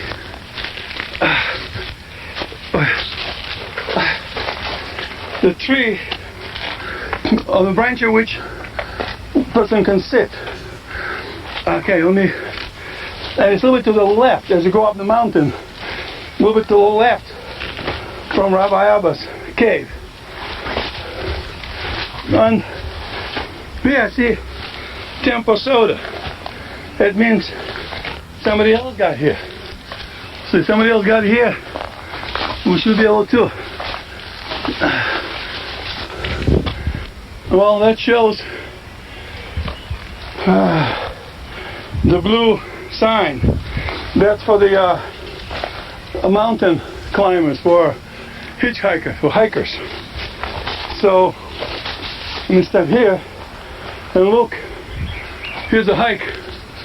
Goes up the mountain. I can actually make it up the mountain, but there's a crack in the wall there. I didn't see anything there. Maybe something there I missed. Don't know. Here, I don't see a big tree. Or maybe back up here.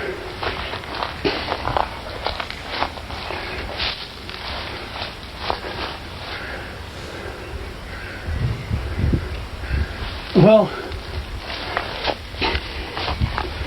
it's too bad that there's no better identification. The rabbis of Talmud, they usually pretty clearly identify, but when it comes to Zohar, it's more difficult apparently. Not here. No. Let's see. What is this? That's a cavern? No.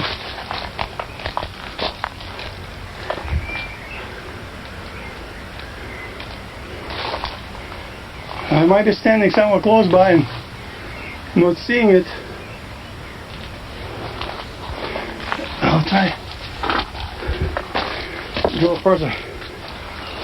Here.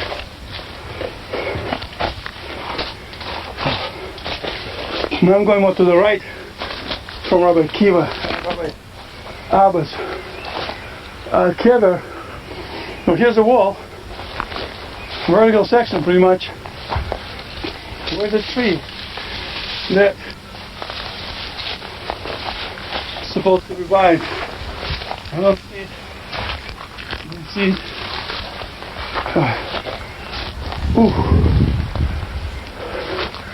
I don't see it. Hashem, please give me the sign to show. Where is it? Where is the kever? And then here, looks like there's a track here or something.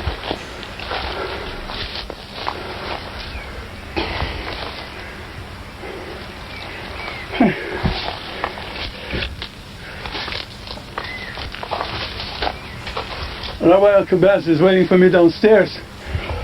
It's really too steep. We could make it together to have Ava, but this is a little bit steep. So I'm doing my investigative run. I wish my cousin Zenya was with me. That's for him to identify these things and help me. Zenya, help me. Okay.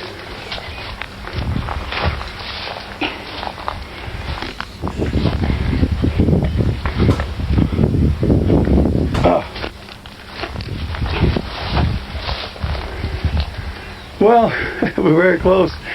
I'm afraid it'll have to be another trip to get to Rav Yitzhak. And tomorrow, of course, we're going on the other side of Route 89, where well, here is from Zohar. Well, it was a good day today. We learned a lot. I wish there will be some donors that can donate some money to make a little bit of path here, to make it a little bit more accessible. But it's just,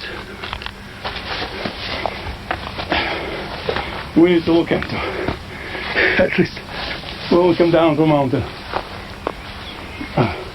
What is this stone? Let me see. Maybe that is? Huh?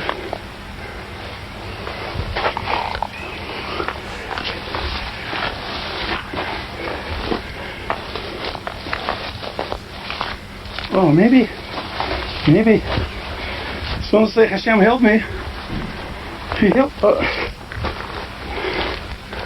I thought this. No, it doesn't look like it.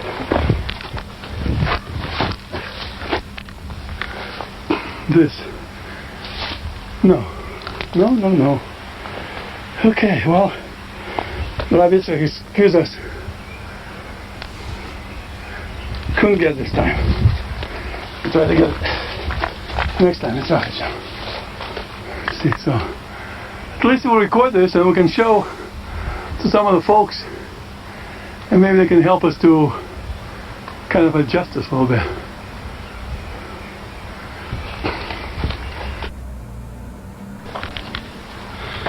So we're back from a mountain. We have to get Rabbi Meir and Lev made it. We didn't even fall very much. There was a couple of interesting.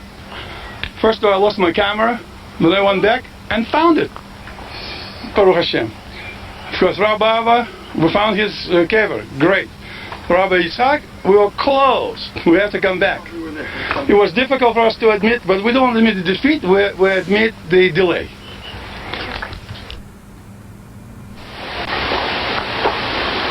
So we're now going to Rabbi Hunya ben Akana. Hunya ben Kana. It's easier than Rabbi Abba, but it's longer. It's a bit higher. It has to be the same altitude as Rabbi Abba, as Rabbi Yitzchak.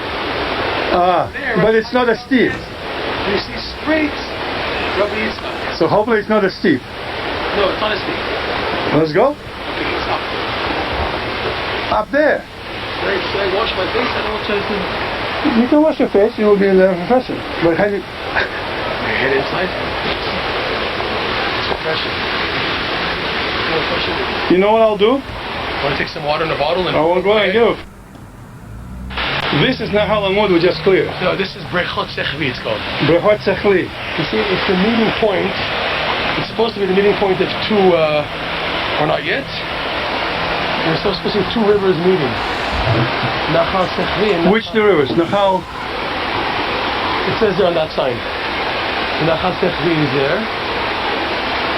And this is Nahal Amud.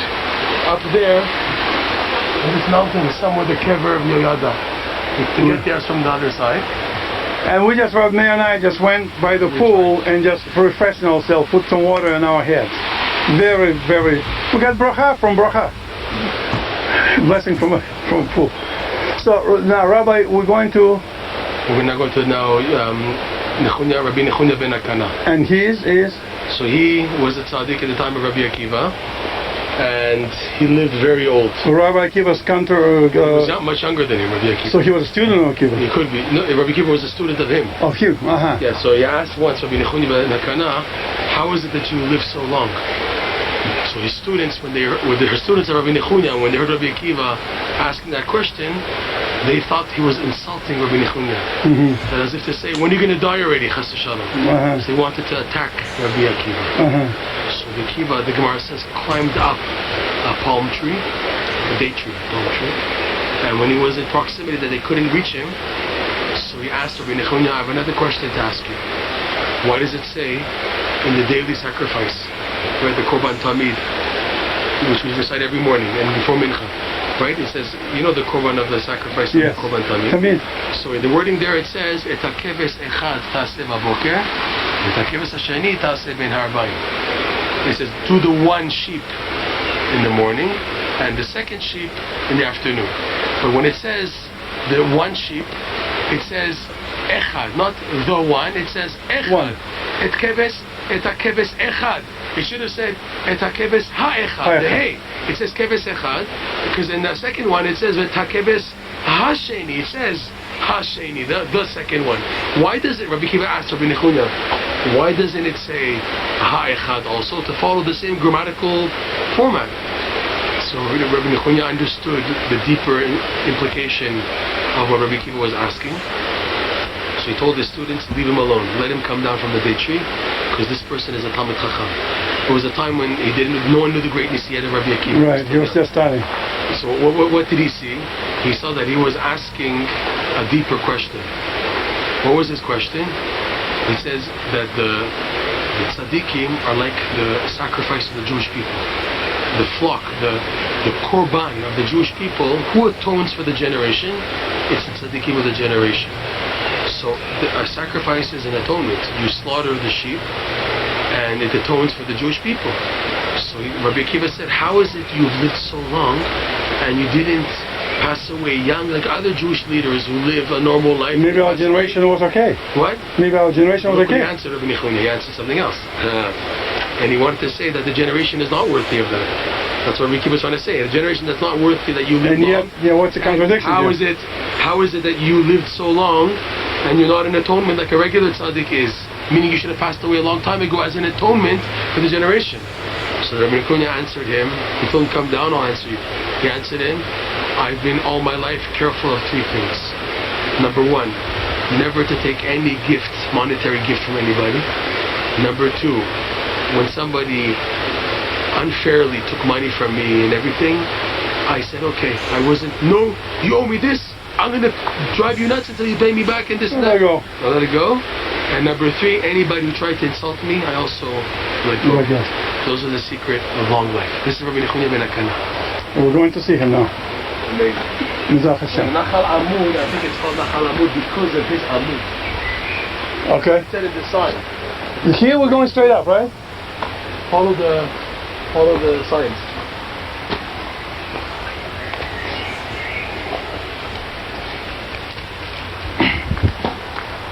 I'm going up straight. Have you been to his kever before? I've never been here in my life. Okay. That's why I come in on condition taking you to him. Okay. I think That's it? I don't know. We'll be able to see it very soon. Oh, we should see him soon? Yeah, you should see a very funny looking stone.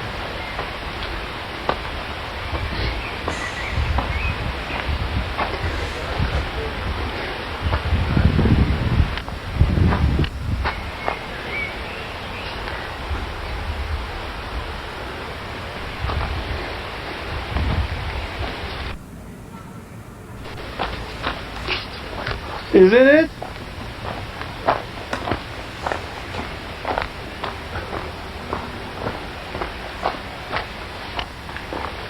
Oh, over there, maybe this? It points up there, and there's another sign here.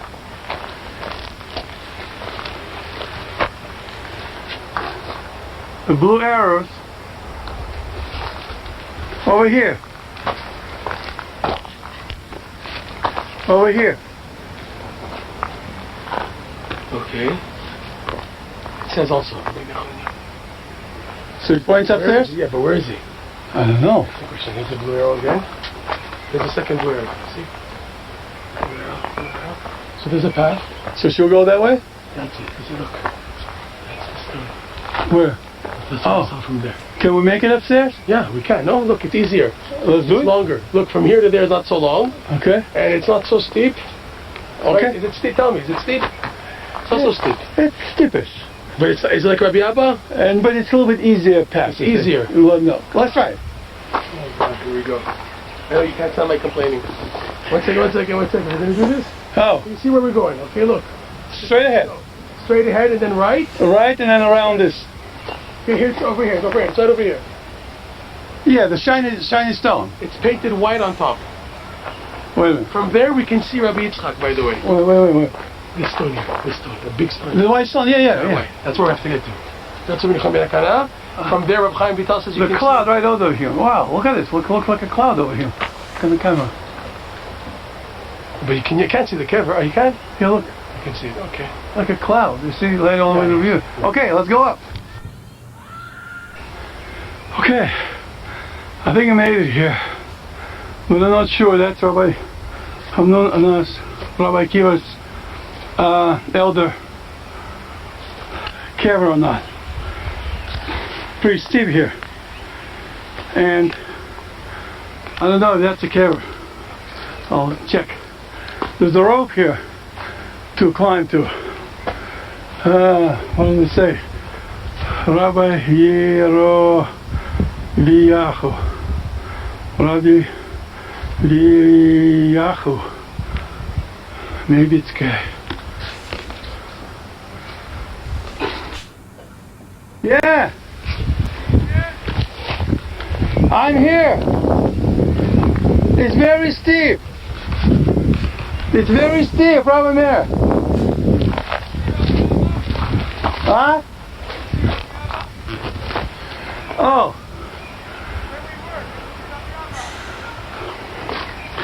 Do I see Rabbi Abba? Oh, first I see, what is that building? First I see the building. What is that? I tried to get my orientation. What building? Huh?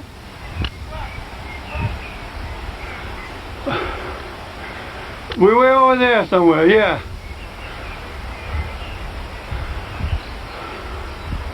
Well, I'm taking video. We can review a video later to see.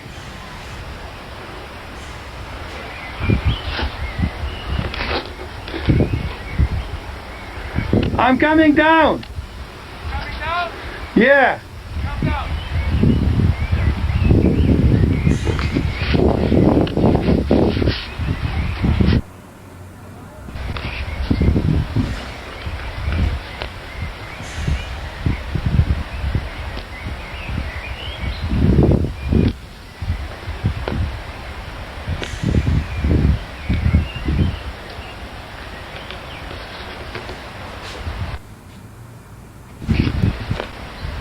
So sign here it says Rabbi Nechonia ben Chokana I think that's Rav Meir was talking about us. That Rav Nachunia ben Harkana.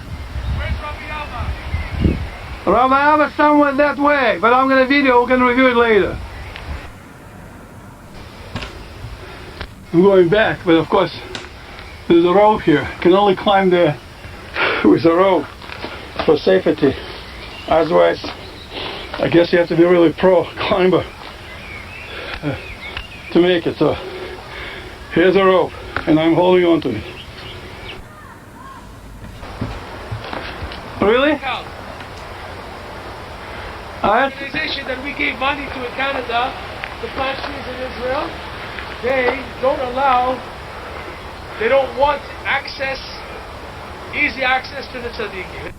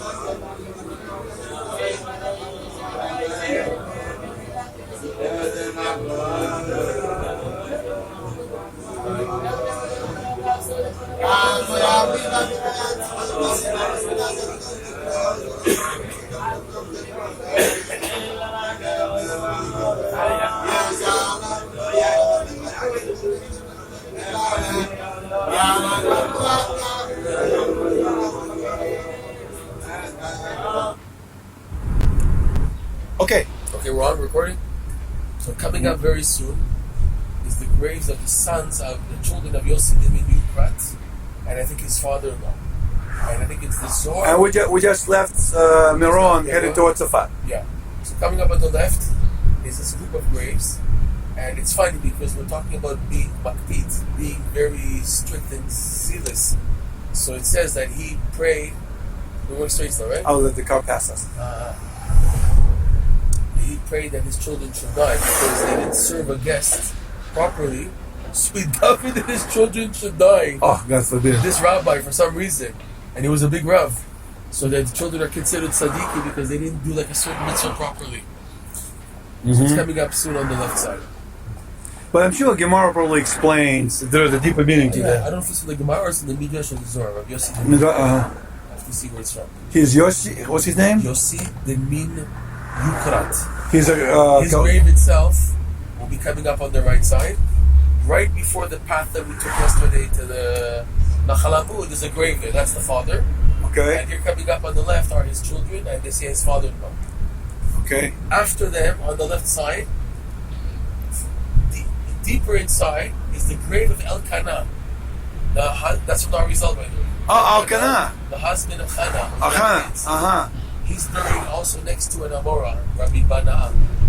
So the Rabbi Bana'ah, this Amorah, is buried next to Elkanah. Those are coming up on the left side. Okay, after them, we pass them. We have on the right side, like I said, Rabbi Yossi the Minukrat. And then we're going to make a left into that open field that leads to Rabbi Tarfon. And we see almost on the right side, the Amorah, Rabbi Tarfon on the wall there. And we'll be continuing along the edge of the road which follows the edge of the forest, which will bring us to the Idra Rabbah and Rabbi Yossi ben Yaakov. And if you continue that route, it leads all the way to the city, the village Kadita, where Rabbi Tarfon is buried. So you take a look now, you see coming up on the left side. And just to add to what Rav Meir is talking about, that intersection we're going to park, that's where we parked yesterday, from where, if we went right, which is south, we went to the along the river towards the Rabbi Abba and others. Now we're going, and right here, we'll be there also later on today, but to the left. I'm good. But just... Oh. That's fine, I'm worried you're going to take it. I don't want you to get a ticket, okay? Just point to the road. Okay, now, okay, I got it. So take a look coming up to the left here. We see very soon the sign of the children of Rabbi Yossi ben Yukrat. Coming up. Here we go. 1 second. So we're making a curve here. You can see already the sign. See the sign there? It's telling us. This is a blue roof. That's it. Do I go in here? You want to go there? It's up to you. No. Okay, keep on going straight. You see? Well, there's two. There's a sign here. Those two. And now Elkanah is all the way in the back. If you can see it, let's see if we can see it. The trees are blocking the view. And there's Elkanah in the back there. There it is. It's a beautiful building. Can't really see it because of the trees. There's someone in the back there. There was Elkanah. And now we're to turn. Now go back to the right side. Coming up is the father, Rabbi Yossi of Yukrat. Here we go, coming up slowly, making this curve. It's a nice curve from Tzfat, from Miron to Tzfat. Here we go. There's a grave coming up. Let's see where it is. It should be popping up any second. Where are you? Coming up. Here it is. You see that? Okay. I missed it. There it is somewhere. There it is. There it is. Rabbi Yossi, that's the father who died that his children to pass away. And here's the path we took to go to Nachalamud. Yeah, make a left here. Now we're making a left. Here's the left. We're going to this is towards Rabbi Tarfon. Right. Here's Baal Shem Tov Forest to the right, and here's the path that leads to Nachalamud, where you hike. Here's the grave of the Amorah, Rabbi Kuspedai. You see that on the wall there? Can I park there again? Yeah, you can park there. There you go. Here's the grave of Rabbi Kuspedai, the Amorah, not the Tana. Okay. The Tana is closer to Tzfat. We're going to park here.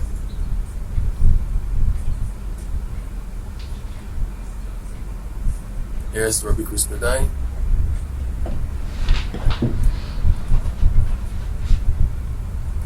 We're parking right in front of Rabbi Kuspedai. Is that great?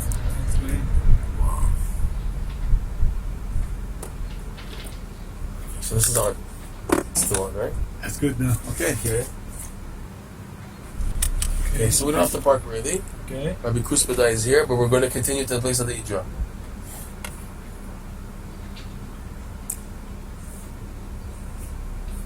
Okay, so we're just continuing towards Rabbi Tarfon.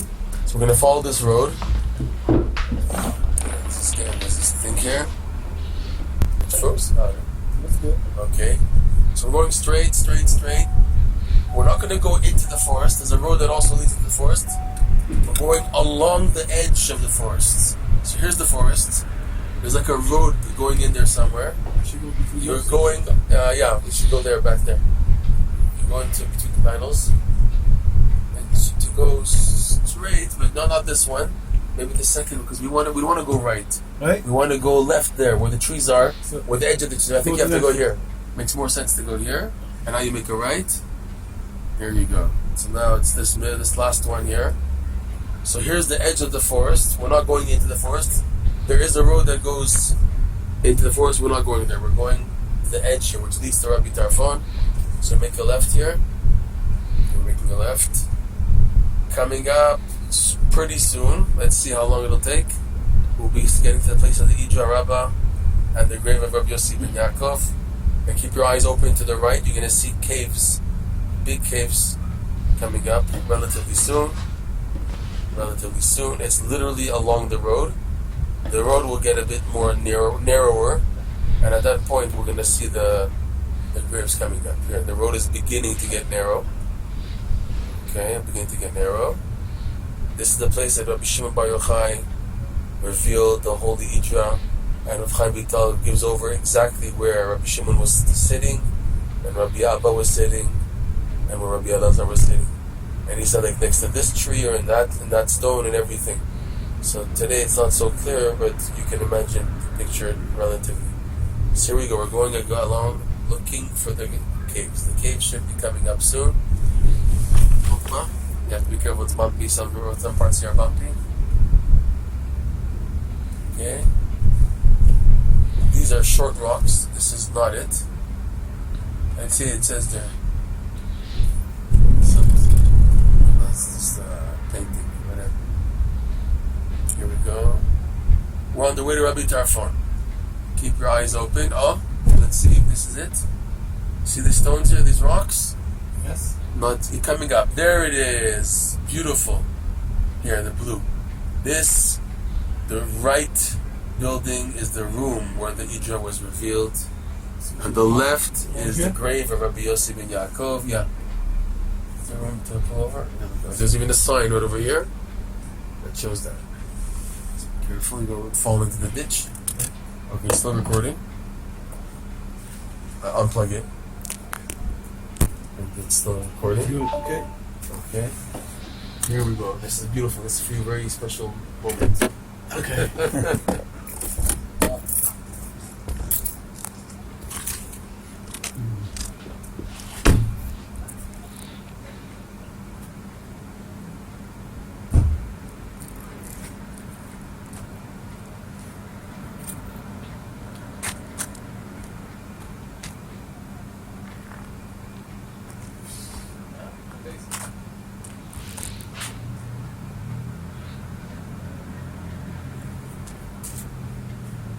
Zohar Rabbis. And the body is behind this basket of rocks. He's inside here, or underneath, or behind, but he's here. Who is this? Rabbi Yossi ben Yaakov, who passed away at yes. the time of the Oh, revelation of it's one of the three rabbis passed. There was Zohar Rabbah, sorry. Zohar Rabbis. There was 10 rabbis. Rabbi Yossi ben Yaakov passed away, and also Rabbi Chizkiah, right? and Yitzhak. Rabbi passed away at the Idra Zuta, when Rabbi Shimon Bar Yochai passed away. The Okay. Idra Zuta Oh, is okay. different. But he was part of the Zohar Rabbah also, Rabbi Yitzhak. So he's buried here. Rabbi Yossi ben Yaakov is buried here, behind these rocks. And where were they sitting? Where Bar Yochai? We have to see in the book. There are specific places where they were sitting next to certain trees.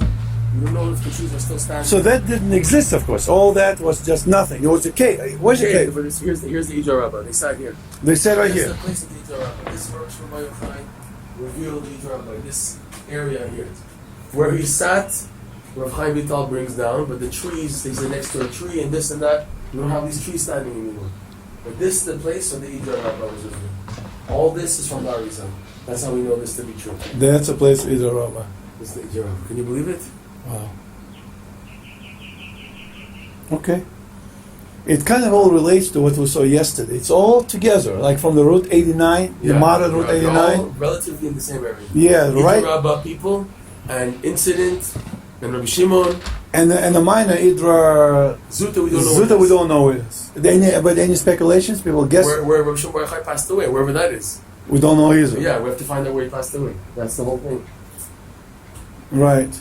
And we don't know. I mean, naturally, you would think that it might be by Maron because that's where he was buried. But in Zohar says when he passed away. Yeah, Yitzhak is not buried next to Rabbi Shimon, and he passed away the same day that Rabbi Shimon Bar Yochai passed away. Yeah. And look where he's buried, next to Rabbi Abba, and look where Rabbi Shimon Bar Yochai is buried in Meribah. Opposite, yeah. And they Where? passed away at the same time. Mm-hmm. What's going on here? That's the question. Yeah, it's a question. Yeah, it's a question. Okay. Amazing. Look at the holes inside. Right. We were sitting in this area. There were trees. Right? These trees are like from JNF. 95% chance that all the trees you see here in Israel were planted after 1948 by the Karen Kayemet. And during the recent years, in our own family in America, a lot of our family planted the trees in Israel. Right. So JNF fund. Maybe some of the trees are planted here. We don't know where they planted trees, but they're somewhere in Israel. Might be here. Amazing. All right, now we're off to Rav Yeva Lavieva Saba next. we have to walk now. Okay. Half by car because it's going to pop your tires. Okay, walking from here, or No, we take the car. and then we'll walk We'll from go there. first in the Sefer Ditzniuta, Yes, where Rabbi Yosef Pekin is buried right. from the Zohar. And from there we're gonna walk. And then we will continue by car still to Rav Shimon ben Menasya. And from Shimon ben Menasya, we can walk to Rav Yeva Saba. Okay. And if we had the strength, we would climb downhill the mountain, holding on to the pipe. And from there we can get to Rav Yitzchak from the top. Which I went yesterday Yeah, from the bottom, Which is dangerous. which is dangerous. But there's a part where you have the tube, and then you can go. I need my cousin Zena to help me with the climbing. Yeah, because we're finished. Equipment. We didn't come prepared enough. It was interesting. We ruined our shoes, our whole pants, our whole bodies. We have all these Cuts. needles in our hands, but it was worth it. And we know for next time that for this you have to have professional equipment to get to these. Gloves, overalls, Yes. really like going through the bush. I can see now from what we saw yesterday why Abraham during the Akedah saw the goat, tangle up in a.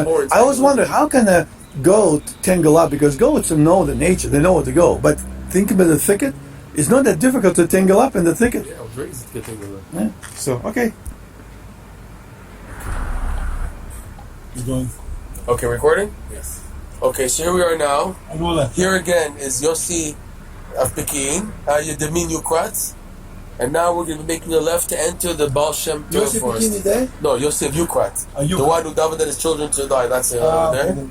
And now, here's the path that we took yesterday. Straight ahead is the path to go south. the Chalamud.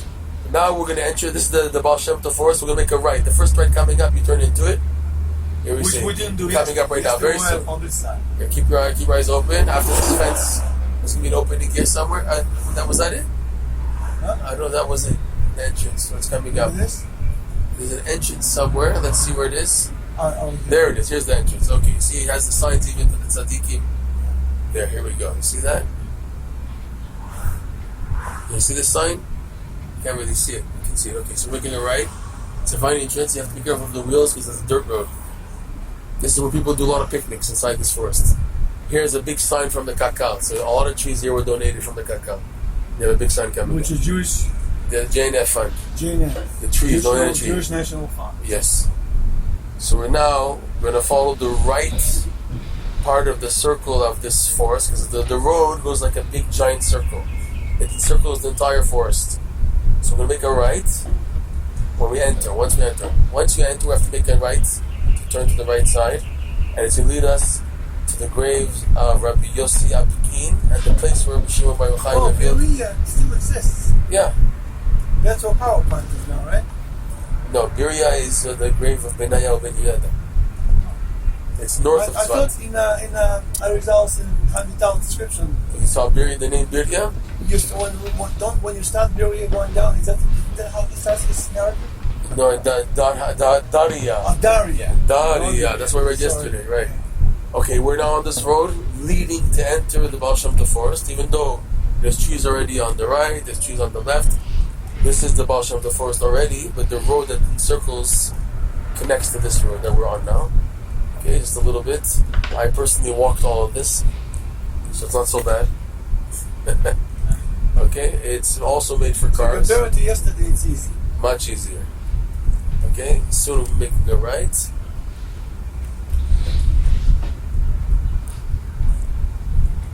The good thing to come here was a jeep. Yeah, that's why I thought you'd bring a Jeep. I thought you told me you could come with a Jeep, 4x4. 4x4. I thought you had 4x4, really. Be careful with these things. They make these little metal things on the floor. Can I drive The that? cows, yeah, Can I the go cows. full slow? No, the cows can't go through. That's the whole thing. They can't? They can't. With that, they're scared to put their foot in because they'll get stuck. Oh, that's against it. Yeah, so the cows, it's a way to get them out. Okay, well now we're making a right. This is like What's a this? Nanach. This is a bathroom. Okay. You see, there's signs Good to here know. that it's the Jewish National Fund who sponsored this forest. Okay. Okay, now we're going to the grave of Yossi of Peking. This road is going to curve soon. And where's Pekin? to the left. Pekin is not too far? Yeah, Peking. Oh, this road I don't think we can make, can we? You can technically, but I'm scared for you. I don't want I to. think it's a little bit tough for the tire. We need to go So we have to do a lot of walking. I think so. Unfortunately. Unfortunately, today's walking day. Yeah, see this rocks? So we can park here Our somewhere. rules will be like our shoes now. Yes.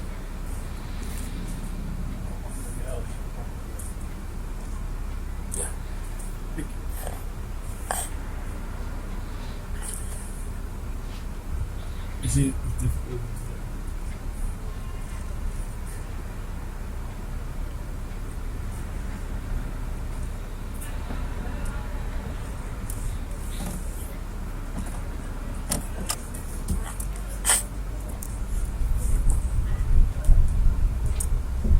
Okay, here's the parking lot.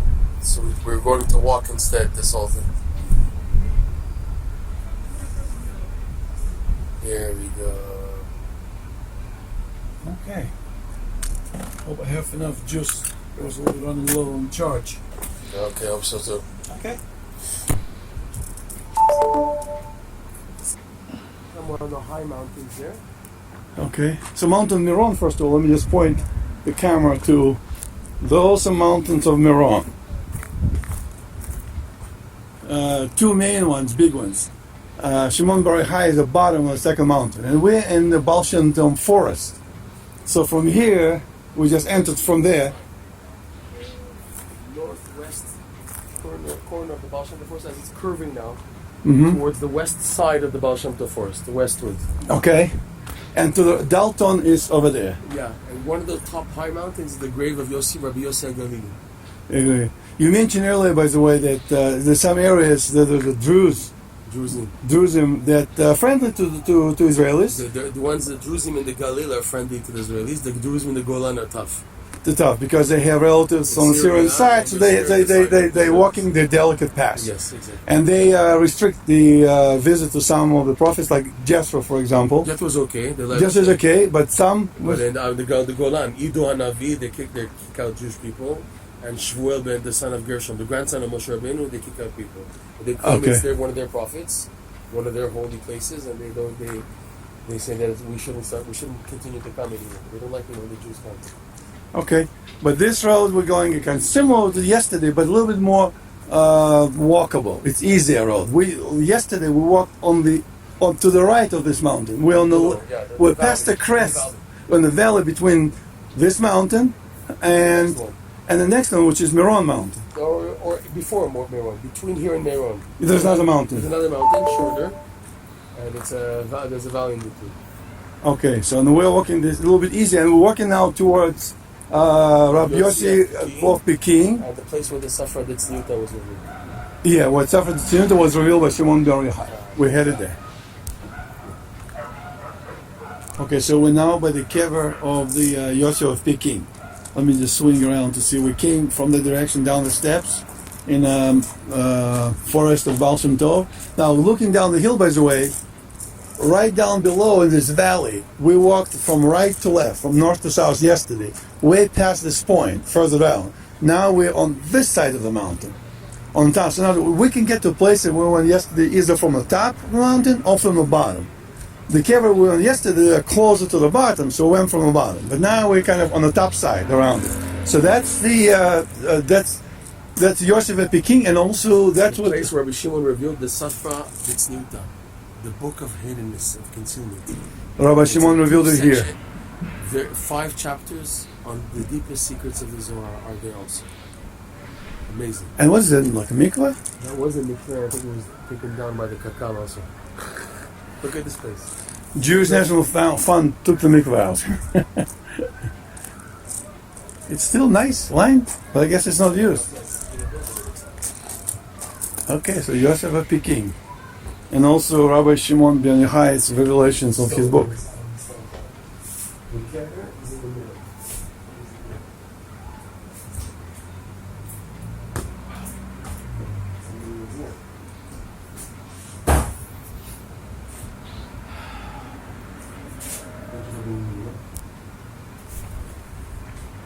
Okay, we're recording. So we're going southbound on the Yaraba Shamto. To the right, that's the valley where we were yesterday. We're going parallel to that south on Washington Forest. You can see Meron from here. See the houses? That's Meron.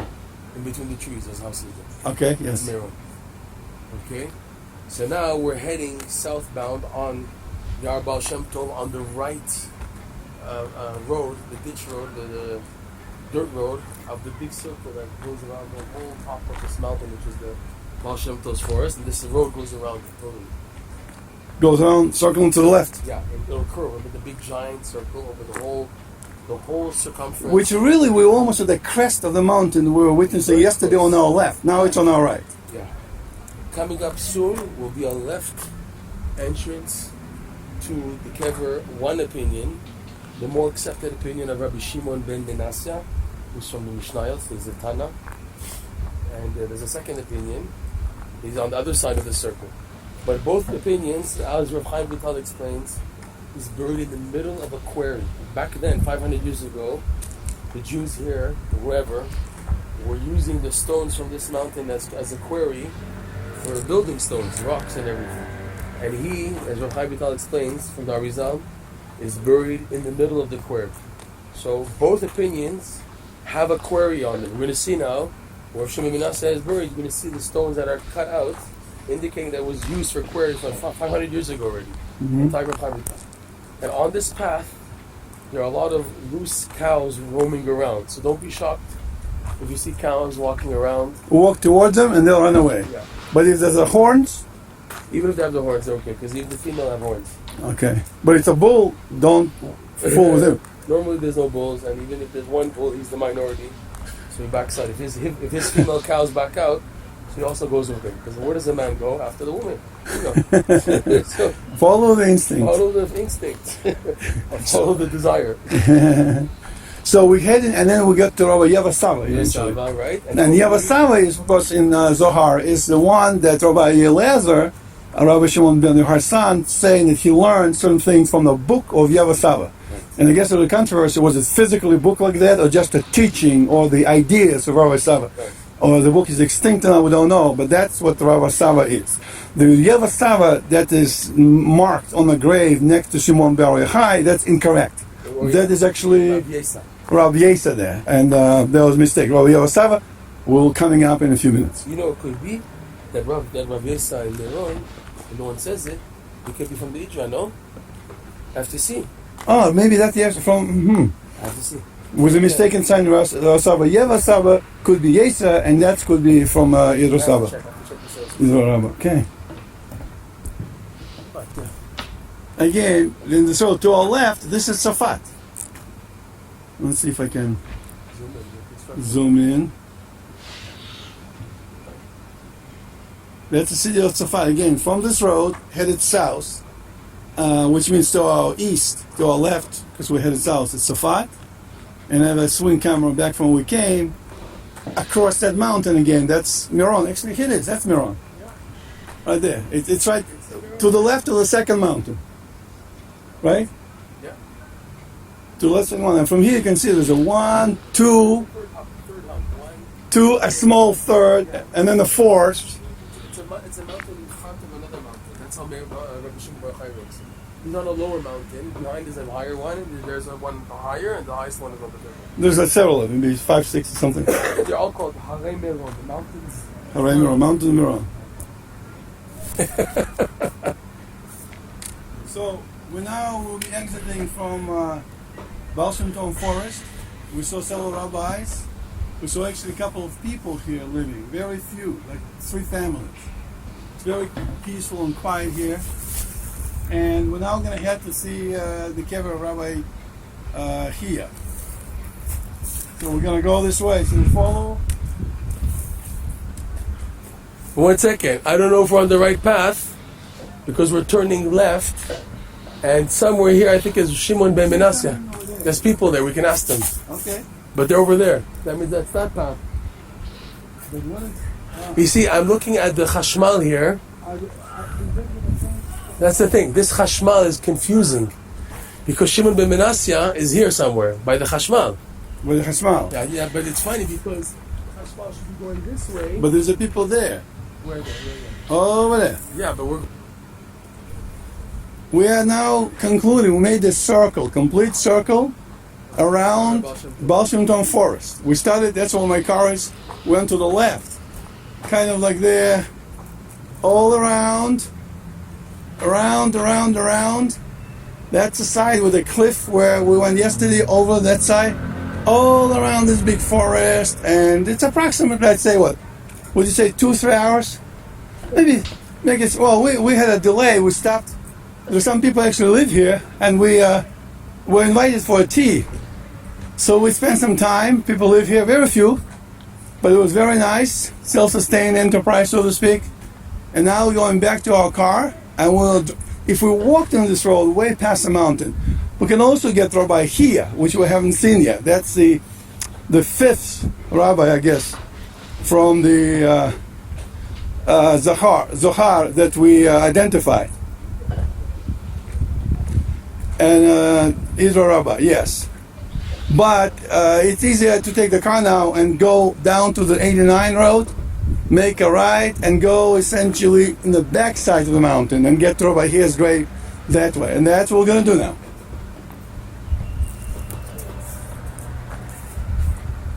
That's what we're going to do.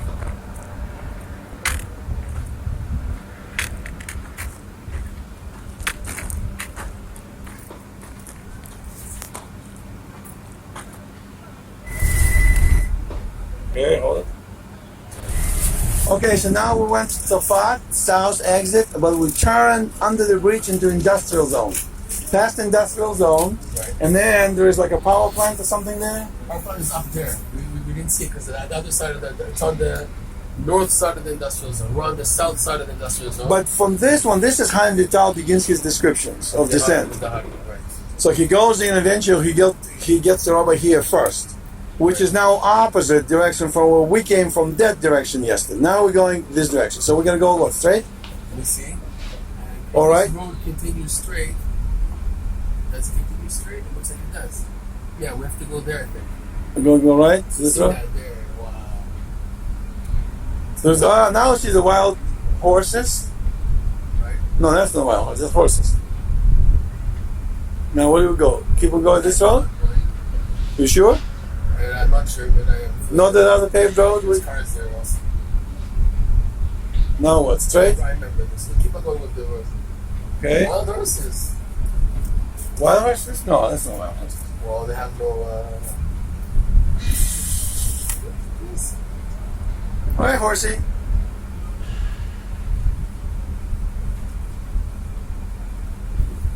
Oh, Here. Oh, there? I think so, yeah. Yeah, a little bit. This looks like there's other cars there.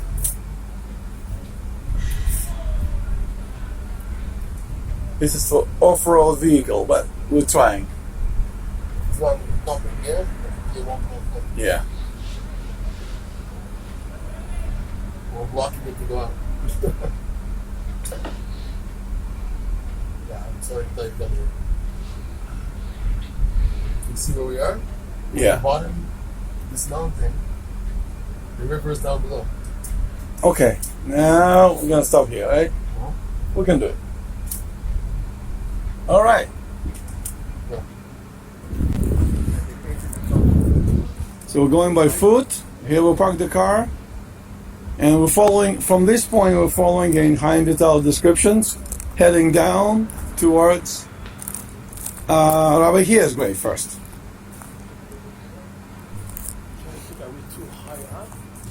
Look at this view. Mountains of Meron, right? And so we're coming down Rabbi Here's grave. We're going to try to find. Along with the trees. So from that industrial park where we came, the book Rabbi Meir has We had to first chashmal that pole. From here, go 300 meters, which is we came 300 meters and we pulled over here. And from here, now we're looking in a map in the book. Let's say with a map in the book. Okay, we're gonna go straight 150 meters, plus another 300 meters, 450 meters. Straight down that way, right? And we'll make a left. After 450 meters, we're gonna make a left into the wadi. And that's what we're going to try to accomplish. Rabbi, here's right. Okay. Huh? Yeah, I just made a comment to the camera. Okay.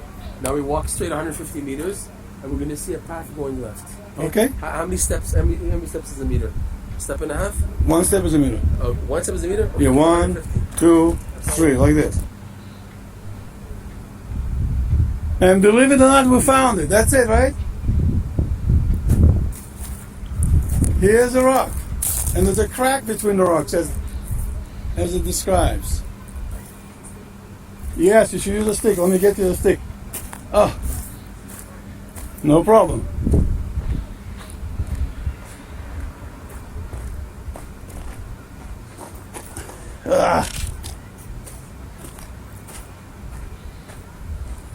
Rabbi here is identified by Arizal and related behind the Tal, his disciple.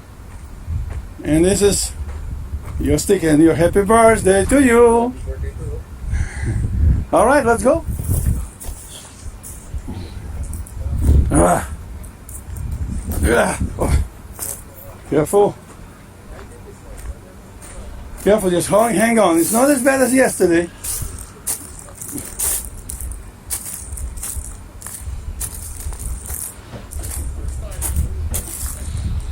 Yeah, it's a little tricky, but doable.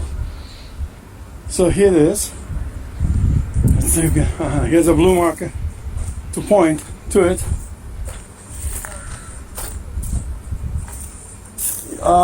Yeah, I should go down here.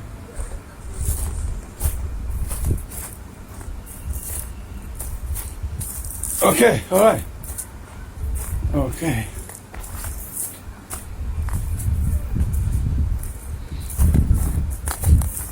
Oh.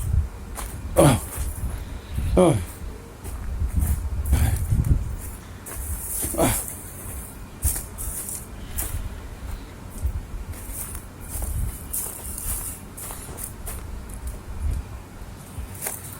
Is that the entrance with a crack?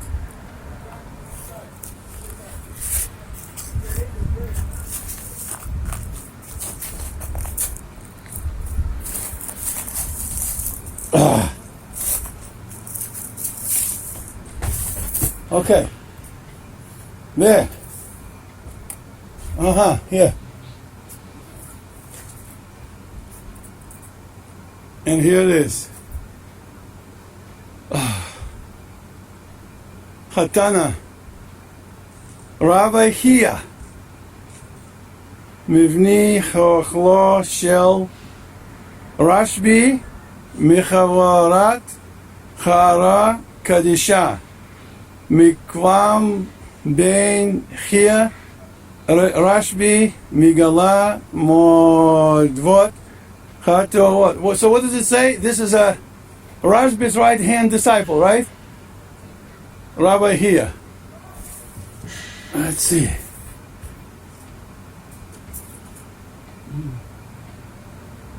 So he's here somewhere, and here's a candle somebody left. With the candle. Those are anchors in the universe, positioned by the departed tzaddikim to guide the rest of us, Klal Yisrael, Kabbalistically, to the passages of Torah. Rav Meir is coming down here. Careful, careful, hold on, there's a steep incline, or decline here. Oh.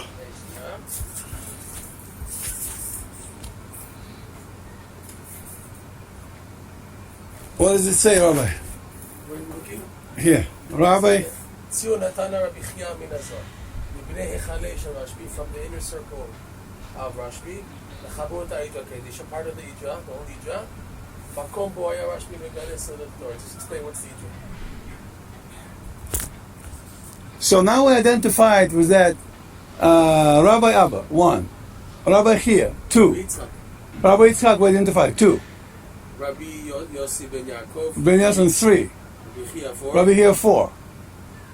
And of course, is Rabbi Elazar. Rabbi Elazar, 5, and his father, of course, Shimon ben Yochai, it's 6. We're missing 2. Chizkiah, Rabbi Yehuda, and Rabbi Yesa, that's 8. So who are the 10? No, wait a minute, let's start again. Yeah. Rav here, Rav Abba, Yitzchak, Rabbi Yitzchak, we saw them, 3. Rabbi Yossi ben Yaakov. Rabbi Yossi, we saw it, 4. Who else did we see? That's it, 4 we saw. Then Rashbi and Elazar, that's 6. So 4 more. Basically, it's Chizkiah, Yehuda, Rabbi Yesa, and someone else. Who's number 4? Who's number 10? How do you get down here, bro? I'll give you a hint, hold on. Is there a stone here? Okay, anyway, so we identified, we're gonna work on that. We identified seems like either 5 or, 7, 6 or 7 of the 10 main Zohar characters, being rabbis, being Shimon bar Yochai, his other Elazar, and another 8. Now there's other Ravs in Zohar, many more. They are very known and also very important, but the inner circle of 10 on the Idra Rabbah were 10, and then 3 died, 7 left. So this is what we did in between yesterday and today. We do our prayers. I'm going to turn the video off.